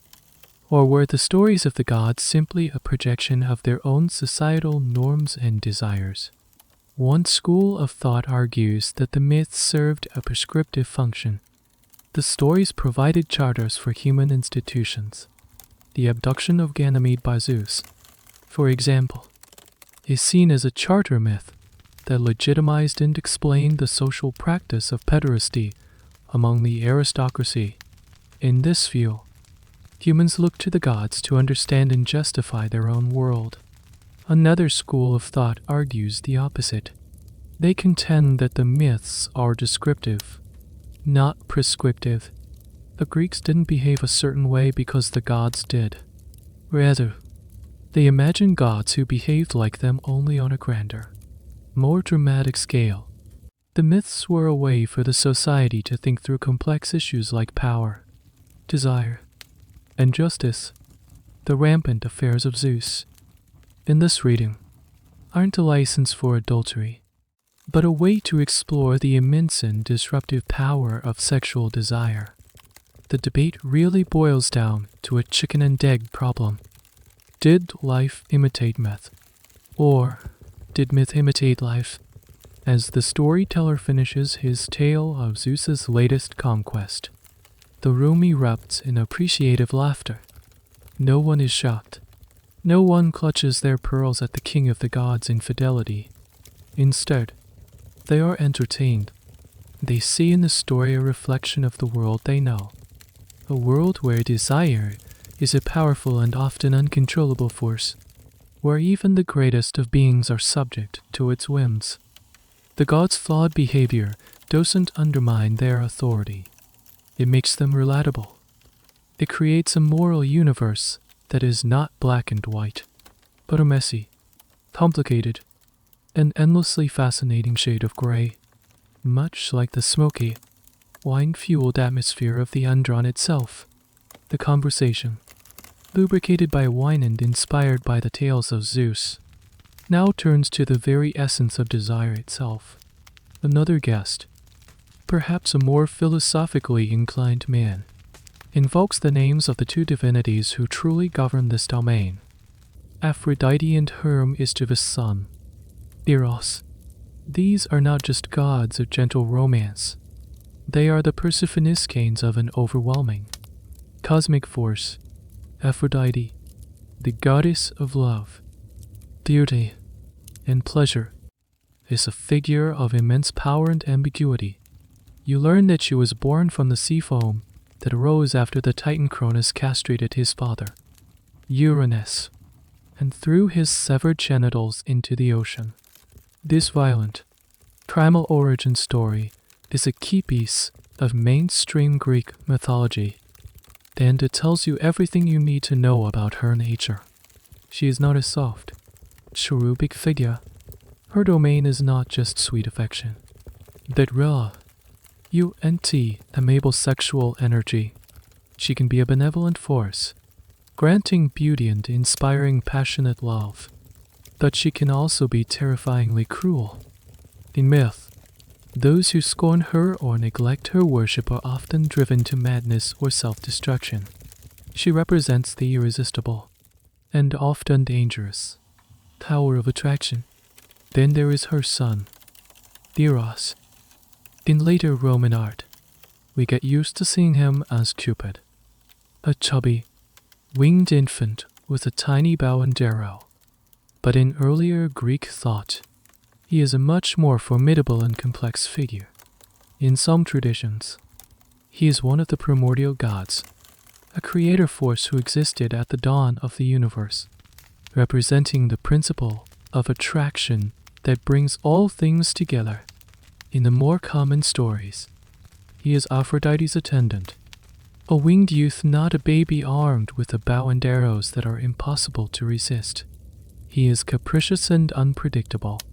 He strikes at random, inflaming the hearts of both gods and mortals with an agonizing, all-consuming passion. He is not the god of stable relationships. He is the god of the sudden, maddening onset of desire. He represents the falling and falling in love. He romantos to Eros. But it's a toast tinged with fear as much as reverence. To be struck by Eros was to lose control, to become obsessed, to act in ways that were irrational and potentially destructive. This passion was often described using the language of disease or madness. It was a sweet sickness, a fire in the veins. The Greeks had a profound respect for the power of Eros, but they also deeply mistrusted it. It was a force that could make a mockery of reason and duty. Here's a specific, fascinating detail that illustrates this ambivalent view. The arrows of Eros were said to be of two types.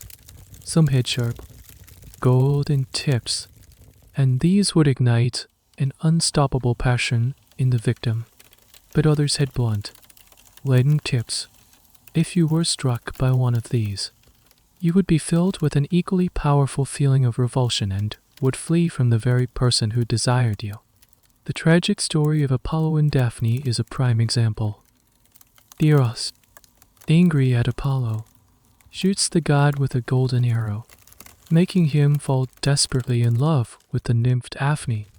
He then shoots Daphne with a leaden arrow, causing her to be disgusted by him.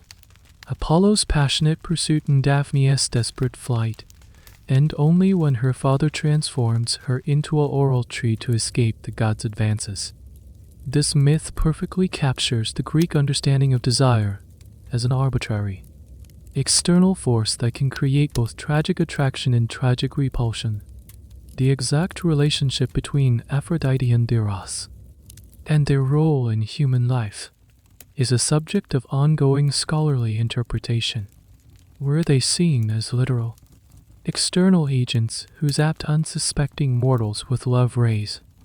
Or were they sophisticated psychological metaphors for internal human emotions?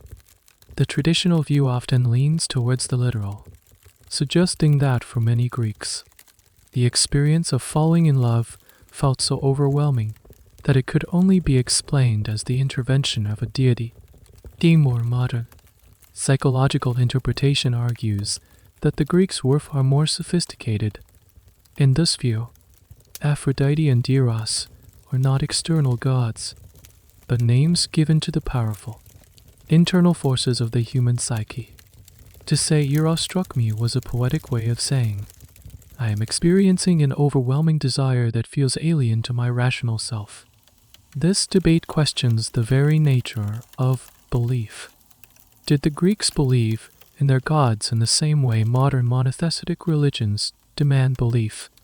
Or was their relationship with the divine more metaphorical, a symbolic language for talking about the world and the self, as the men in the undrawn share their own stories of love and longing? They do so through the lens of these gods. I failed romance isn't just a personal disappointment. It's a sign that one has somehow offended Aphrodite. A sudden, inexplicable crush on a beautiful youth in the gymnasium is the work of Eros and his arrows. By attributing these powerful emotions to the gods, they make sense of them, give them a place within a larger cosmic drama. It's a way of acknowledging that love and desire are forces far greater than any single individual, forces that can build you up or tear you, and even the entire city. The symposium is reaching its peak. The structured conversation has given way to a more primal energy. A guest, his eyes wide with wine and inspiration, begins to speak not of the orderly gods of Olympus, but of a different kind of divinity. He speaks of Dionysus, the god of the party itself, but also of something much wilder and more profound. He describes the ecstatic rituals that take place far from the city, in the untamed wilderness of the mountains. He paints a picture for you. Imagine a group, mostly of women, leaving the structured, rational world of Athens behind. They are the maenads, the raving ones, and they ascend into the mountains at night, their torches cutting through the darkness. They wear fawn skins, carry a wire SS of fennel stalk topped with a pinnaconed wound with ivy and let their hair hang loose. A shocking act for a respectable Greek woman. In the mountains, under the moon, they engage in the orgia, the secret rites of Dionysus. This is not a symposium. This is something else entirely. The mainstream understanding of these Dionysian mysteries is that they were a form of ecstatic worship. The maenads would engage in wild, hypnotic dancing to the frantic rhythm of drums and the high-pitched shriek of the aulos. They would drink and mixed wine, not for social merriment, but to induce a trance-like state. In this state of ecstasis, literally standing outside oneself, they would achieve a sense of anausymos, being filled with the god. They believed that Dionysus himself entered their bodies, that they became one with the divine.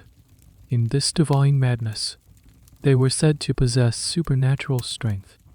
The myths, famously dramatized in Euripides' play The Bacchae, tell of the main ads tearing apart wild animals with their bare hands, an act called restorative, and then eating the raw flesh, or homopagia. This was the ultimate communion with the god, a way of absorbing his wild, untamed life force. It was a ritual that completely inverted the norms of civilized life.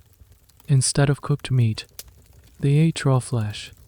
Instead of the ordered city, they chose the chaotic wilderness. Instead of female seclusion, they engaged in public, frenzied release. And here's a truly strange detail that highlights the boundary-dissolving nature of this cult. Dionysus himself was often portrayed as an androgynous figure, a beautiful, long-haired, almost effeminate young man. His cult was particularly appealing to those on the margins of society: women, slaves, foreigners.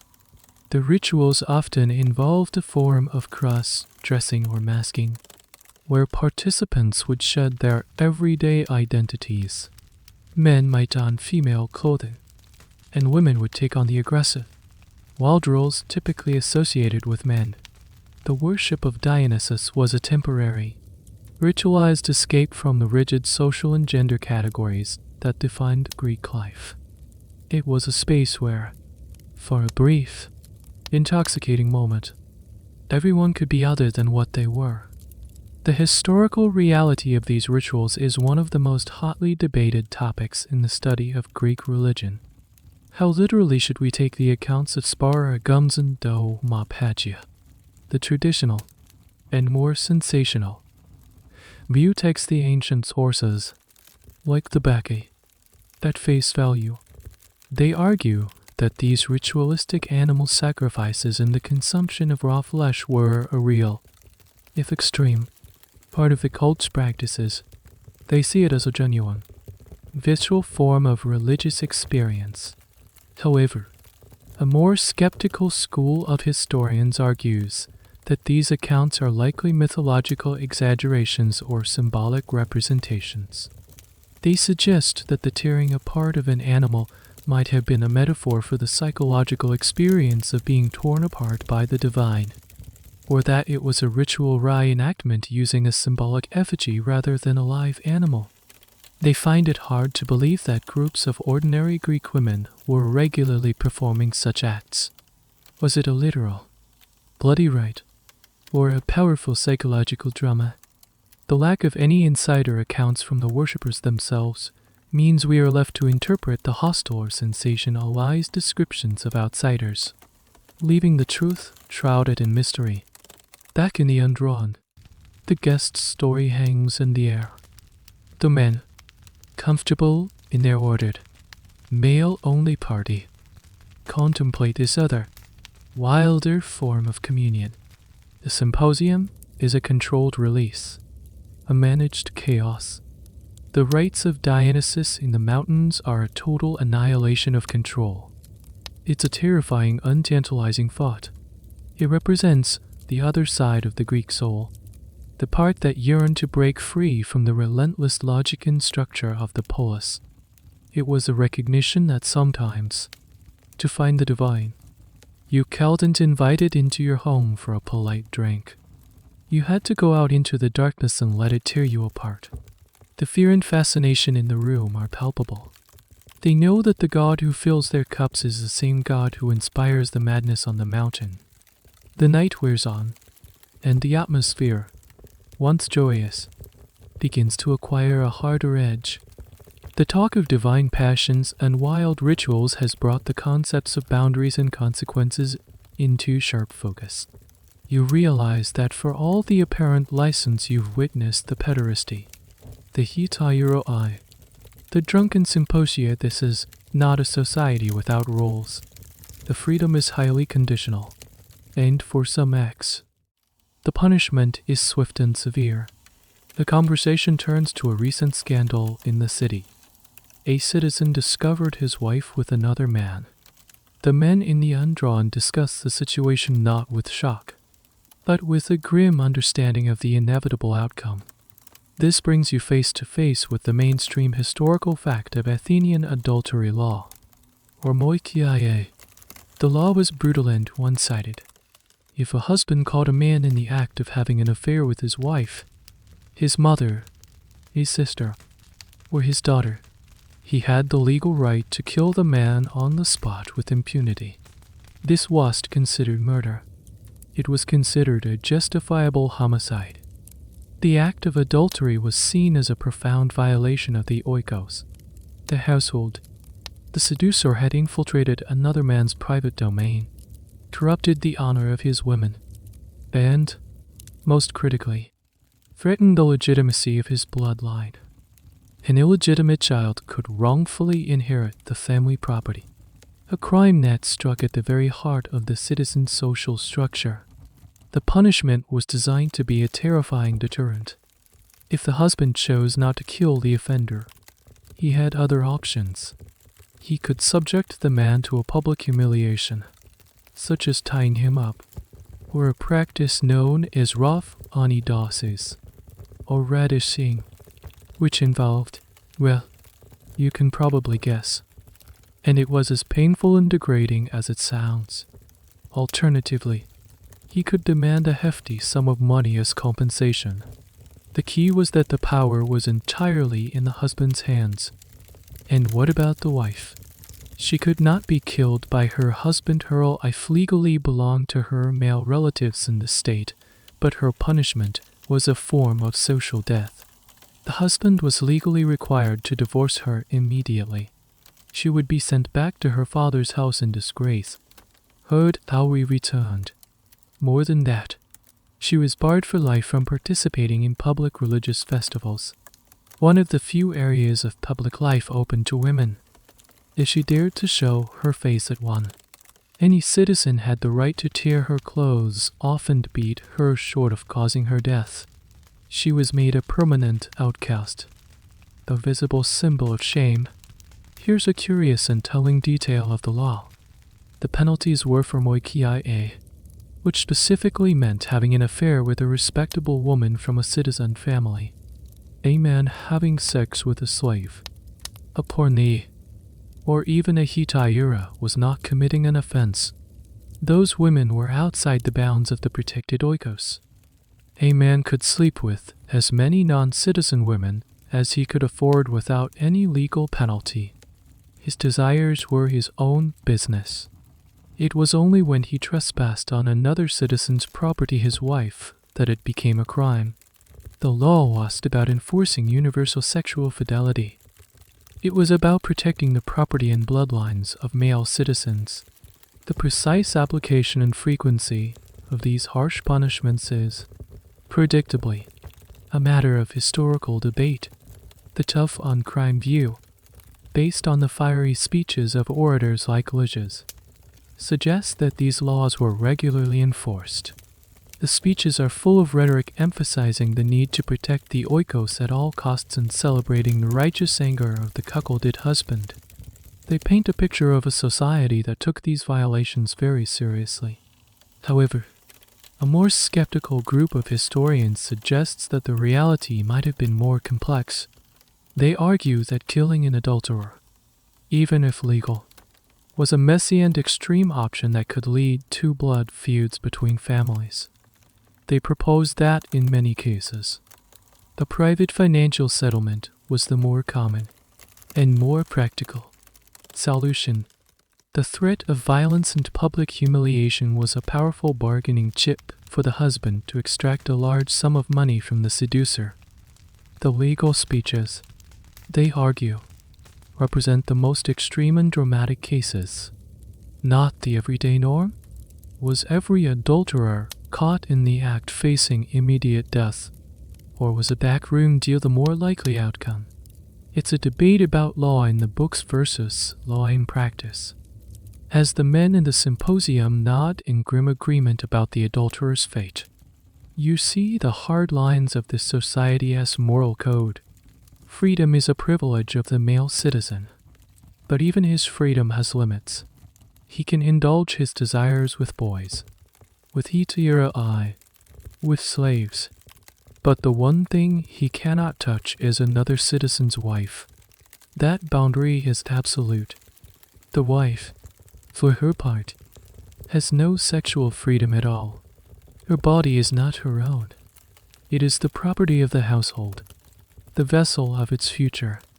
The seemingly open and fluid world of Greek sexuality is, in fact, built around this one rigid, heavily fortified wall, the sanctity of the legitimate citizen marriage bed, and the penalty for trespassing is absolute. The wine is running low, and the conversation in the Athenian andron begins to mellow. A guest who has traveled widely, perhaps a merchant or a soldier, brings up another city, a rival city. He starts to speak of Sparta, and a hush falls over the room. To an Athenian, Sparta is a subject of endless fascination, contempt, and grudging respect. It is their mirror image, a society organized around principles so radically different from their own that it seems almost alien. And nowhere is this difference more stark than in their approach to women, marriage, and family. The traveler tells stories that would be shocking to an Athenian ear. He speaks of Spartan girls exercising in public, alongside the boys, not naked, as the boys were, but in short tunics that left their thighs bare, earning them the nickname Phano rides, or thigh showers, from other Greeks, while the Athenian girl was cloistered in the Gine Iconides, learning to weave. The Spartan girl was running, wrestling, and throwing the discus and javelin. The goal, he explains, was not domestic skill, but physical fitness. The Spartans believed that strong, athletic mothers would produce strong, athletic children, the future soldiers of their fearsome army. This is the mainstream historical view of Sparta, a society where everything, including family life, was subordinated to the needs of the state. The state needed healthy warriors, so the women's primary duty was to be robust baby factories. Their bodies were not seen as private property to be hidden away, but as a public resource for the good of the community. The traveler then describes the Spartan marriage customs, which are even stranger to his Athenian audience. The Spartan man was required to marry, but he continued to live in the military barracks with his fellow soldiers until the age of 30. He would visit his wife in secret, sneaking into her house under the cover of darkness. The goal of this clandestine arrangement was to keep the couple's desire for each other sharp and to ensure they didn't waste their energies on domestic comfort, energies that were better spent on military training. It was a marriage based on stealthy encounters rather than shared living. And then comes the most scandalous detail of all, the practice of wife sharing. The Spartan man, if he was old or infertile, might be encouraged to invite a younger, more vigorous soldier to impregnate his wife. The resulting child would be considered the legal heir of the older husband. Conversely, the man who had a particularly beautiful and robust wife might be asked by a friend to lend her out to produce a strong child for him. The goal was not personal possession or legitimate bloodlines in the Athenian sense, but eugenics. The state's overriding interest was the production of the best possible Spartan children, regardless of who the biological father was. To an Athenian, for whom adultery was a capital offense and bloodline legitimacy was everything, this idea is almost incomprehensible. It seems like a society without honor or shame. And here we find a truly peculiar and historically documented female ritual from Sparta known as the Gymnasium, or Festival of the Unarmed Boys. During this festival, naked young men would perform athletic choral dances in front of the whole city, including the unmarried girls. As part of the festival, the girls were apparently allowed, and even encouraged, to sing songs publicly mocking the bachelors who had not yet married, calling them out by name for shirking their duty to the state. Imagine the inverse of the secluded, silent Athenian wife A Spartan girl, standing in public, essentially heckling men for not getting married. It's a stunning example of the different kind of public voice and social power Spartan women possessed. The historical reality of Spartan women's lives is a source of intense debate and controversy. The traditional, pro-Spartan view, often derived from sources like Xenophon, who admired Sparta, paints a picture of empowered, liberated women. They could inherit and own property at one point. Women reportedly owned nearly 2/3 of Spartan land. They were educated, and they were respected for their sharp tongues and their role as mothers of warriors. In this view, Sparta was a kind of a feminist paradise compared to the oppressive patriarchy of Athens. However, a more critical school of historians argues that this is a romanticized fantasy. They contend that Spartan women were not liberated in any modern sense. Their lives were still completely controlled by the state. Their freedom was simply a different form of servitude. They served the state's military needs rather than the private needs of a husband's oikos. Their purpose was still reduced to their biology, the production of children. They were not educated for their own intellectual fulfillment, but to be effective managers of estates while the men were away at war. Was Sparta a haven of female empowerment, or just a more efficient, state-run breeding program? The debate hinges on what one defines as freedom. The men and the Andron shake their heads. To them, the Spartan system is bizarre, barbaric, and unnatural. It lacks the grace, the privacy, and the sense of personal honor that they value so highly. The travelers' tales confirm all their prejudices about their strange, militaristic rivals. And yet, you can sense a sliver of grudging admiration. In a world of constant warfare, the Spartan system, for all its strangeness, produced the finest soldiers in all of Greece. As the first hints of dawn begin to lighten the sky outside, the Athenians are left to ponder this paradox, that their own cherished way of life, with its secluded wives' unlegitimate heirs, was always under threat from a society that had completely rejected those values in favor of a brutal, communal, and terrifyingly effective logic. The symposium is finally winding down. The flute girl has packed away her aloes. The last of the wine has been drained from the crater. The guests, weary from a long night of drinking and debate, prepare to stumble home through the early morning light. In this quiet, reflective moment, you begin to piece together the fragmented ideas of love and desire you've encountered throughout your journey. You realize the Greeks didn't just have one word for love. They had several, and each one mapped to a different part of the complex emotional landscape you've been exploring. The most prominent concept of the night, the one that fueled the games of Boss and the stories of the gods, is Eros. As you've seen, this is not a gentle, comfortable love. Eros is passionate, overwhelming, physical desire. It's the love that is likened to a madness, a fire, or a sickness. It's the driving force behind the Aristaeus' pursuit of the Eromenos. It's the dangerous, intoxicating power personified by the god Eros and his Eros. It is a love that is fundamentally selfish, focused on the beauty of the beloved and the satisfaction of one's own longing.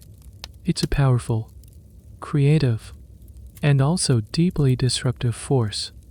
The Athenians recognized its power, celebrated it in their poetry and art, but also deeply feared its ability to make men and women a band on reason and duty. Then there is philia. This is a calmer, more rational, and more virtuous form of love. It's often translated as friendship or brotherly love, but it's broader than that. Philia is the love based on shared values, loyalty, and mutual respect. It's the bond between soldiers and a phalanx, the affection between political allies, and the fondness that might develop between a husband and wife after years of running a household together. Aristotle, the great philosopher, considered philia to be one of the cornerstones of a good life and a stable society. While eros was a private, chaotic passion, philia was a public, ordering virtue. It was the love that held families, friendships, and the city-state itself together. The relationship between the Aristes and Diomenos, in its ideal form, was supposed to be a transformation of eros into philia, where the initial physical desire would evolve into a lifelong bond of mentorship and friendship. Finally, you consider a third, less common but equally important concept, agape. This word is perhaps the most difficult to translate. It represents a selfless, unconditional, and altruistic love. It is the love a parent has for a child, or the love for humanity itself. In classical Greek texts, it's not as frequently discussed as eros or philia. It's a quieter, more profound concept. It lacks the fiery drama of eros and the political utility of philia. It is the love given without expectation of return. This is the word that would later be adopted by Christian writers to describe the divine love of God for humanity. But in your pre-Christian Greek context, it represents a more generalized, benevolent affection for others. This tripartite division of love is a well-established piece of historical and philosophical knowledge. It shows a culture that was deeply introspective about its own emotional states, capable of making fine distinctions that are single. Catch-all word love often obscures. Now for a slightly more peculiar distinction within this framework. The Greeks also differentiated between pathos and eros. Both are forms of intense longing or desire. Subspecies of eros, pathos was typically used to describe the longing for someone or something that is absent or unattainable. It's the ache of distance. Eros, on the other hand, was the more immediate, pressing desire for someone who is present and attainable. It's the urgent need for consummation. This subtle distinction shows just how precisely they tried to map the terrain of human desire. It mattered whether the object of your passion was a distant dream or a present reality. The exact relationship and hierarchy among these different forms of love is, of course, a matter of philosophical and historical debate. Plato, in his Symposium, famously tries to create a ladder of love, where a person should start with eros for a beautiful body, but then ascend to a love of all beautiful bodies, then to a love of beautiful souls, beautiful laws and institutions, and finally, to the ultimate love of beauty itself, a pure, philosophical philia for wisdom. For Plato, eros is just the messy, necessary starting point of a journey toward a higher, non-physical love. Other thinkers and poets, however, might disagree. They might see eros not as a lower form of love to be transcended, but as the most powerful and authentic force in the universe, the engine of all life. Was philia a more evolved form of love than eros, or just a less interesting one? Was the goal of life to tame passion with reason, or to live passionately and accept the consequences? This is not just an abstract philosophical question. It gets to the very heart of the Greek worldview. It's a tension that runs through their drama, their politics, and their personal lives. As you step out of the undrawn into the cool morning air, the city of Athens is waking up. The smells of baking bread and donkey dung are beginning to fill the streets again. You've just spent a night immersed in a world governed by eros. Now, a city of philia business, love, and duty is reasserting itself. You understand that the Greeks didn't just live with one kind of love. They lived in the constant, dynamic, and often difficult negotiation between all of them. The sun is now fully above the horizon, casting the sharp, clear light that Greece is famous for. The Parthenon on the Acropolis glows, a monument to reason, order, and civic pride. The symposium is over. The remnants of the party, the spilled wine, the abandoned garlands, the lingering scent of perfume are being cleaned away by slaves. The brief, chaotic reign of Dionysus has ended, and the city is returning to its sober, daytime self. As you walk through the waking streets, you see a familiar figure, a man who was at the party last night, now walking with a determined stride towards the courts. It is a philosopher, or at least, a man who aspires to be one. He represents the final turn in our story, the great intellectual effort to take all the messy, contradictory, and often problematic realities of Greek love and desire that you've witnessed, and to tame them, to purify them, to elevate them into something noble and transcendent. This is the great project of philosophers like Socrates and, most famously, his student, Plato. You follow the philosopher, and you listen to him speak with his students in a quiet corner of the Agora. He is not talking about the mechanics of courtship or the price of a hetaira. He is talking about the very nature of beauty itself. This is the mainstream historical contribution of philosophy to our topic. Plato, through the character of Socrates, argues that the physical attraction one feels the eros for a beautiful boy, for instance, is not the end goal. It is merely the first, clumsy step on a ladder. It's a divine spark, a reminder of a higher, purer reality. The philosopher explains that the soul, before it was trapped in a physical body, existed in a world of perfect forms. It has seen true beauty, true justice, and true goodness. The intense feeling of eros that we experience when we see a beautiful person is actually a form of memory.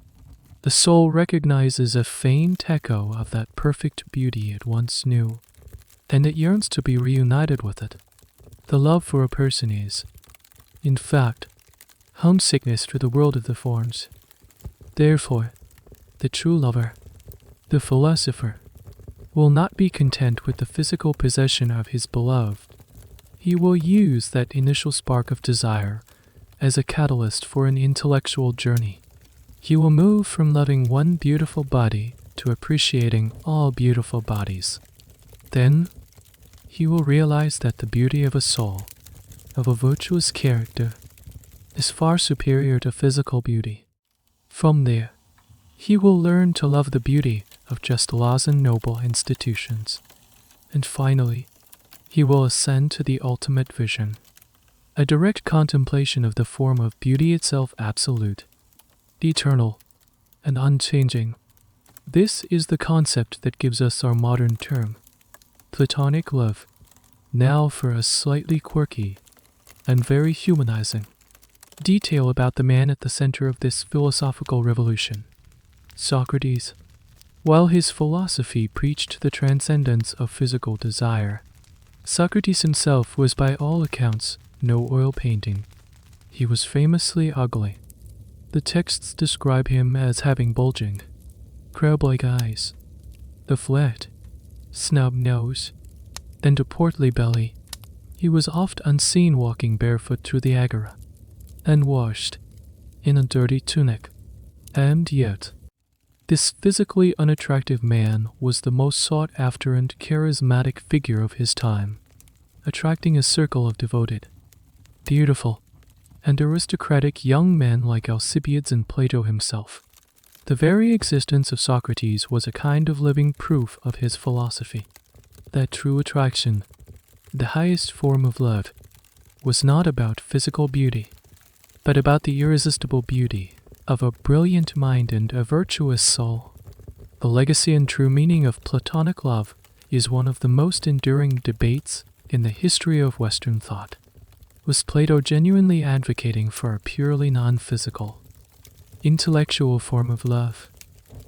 As the modern use of the template onyx suggests, the traditional interpretation certainly holds this view. They see Plato as a moral reformer, attempting to rescue the institution of pederasty from its purely physical and sometimes exploitative reality, and transform it into a noble quest for wisdom. However, a more recent and provocative line of scholarship argues that we have misunderstood Plato. They suggest that Plato is not trying to eliminate eros, but to channel it. In this view, the passionate, obsessive energy of desire is not something to be extinguished, but a powerful fuel that, if properly directed, can propel the soul towards philosophical insight. They argue that, for Plato, the physical desire and the intellectual quest were not opposites. They were inextricably linked. The philosopher's journey is not a passional, sterile exercise. It is a deeply erotic one. Is Platonism about the rejection of desire, or the sublimation of it? It's a debate that continues to rage, because the answer defines the relationship between the body, the mind, and the soul at the very foundation of Western philosophy. The philosopher finishes his discussion and walks away, a crowd of adoring young men trailing in his wake. You are left there, in the Agora, the heart of the city, with all the pieces of the puzzle before you. You've seen the raw, transcational sex of the backstage brothels. You've seen the calculated alliances of citizen marriages. You've seen the sophisticated companionship of the hetero. You've seen the institutionalized desire of pederasty. You've seen the ecstatic release of the Dionysian cults. And now, you've seen the philosopher's attempt to gaze past all of it, towards a star of pure, unblemished beauty. It's a world of stunning contradictions, a society that could produce the most sublime philosophies of love while engaging in practices we find deeply troubling. It was a world that was earthy, pragmatic, brutal, and at the same time, relentlessly reaching for the divine. And as your journey comes to an end, you realize there is no single, simple answer to the question of what love and sex were like in ancient Greece. There was only a complex, vibrant, and profoundly human tapestry of experiences. A world where the sacred and the profane were not opposites, but two sides of the same, well-worn, and eternally fascinating coin. The light of the Athenian morning begins to fade, softening at the edges, dissolving into the warm and gentle twilight of your own room. The sounds of the Agora, the sharp clang of the cot, a bass target, the high-pitched melody of the hollows, they all recede, replaced by the soft, familiar hum of the fan, the quiet rhythm of your own breathing. The journey is over. You can feel the weight of your own blanket, the comfort of your own bed. The ancient world, with all its complexities and contradictions, is releasing its hold, letting you drift back into the quiet harbor of the present. The thoughts of philosophers and the whispers of lovers become distant echoes, like a conversation overheard in a dream. The stark marble of the temples and the rough mud brick of the houses blur together, their sharp lines softening into the fluid, gentle shapes of sleep. You are floating now, untethered from any single time or place. You are in that peaceful space between wakeful and dream, a quiet shoreline where the waves of thought gently lap and then retreat, leading only calm, smooths and behind. There are no more questions to answer, no more debates to solve. There is only the slow, easy rhythm of rest, the deep and profound peace that comes when the story is done. Let the last vestiges of the ancient world drift away like clouds, and allow yourself to sink into the deep, quiet darkness of a good night's sleep.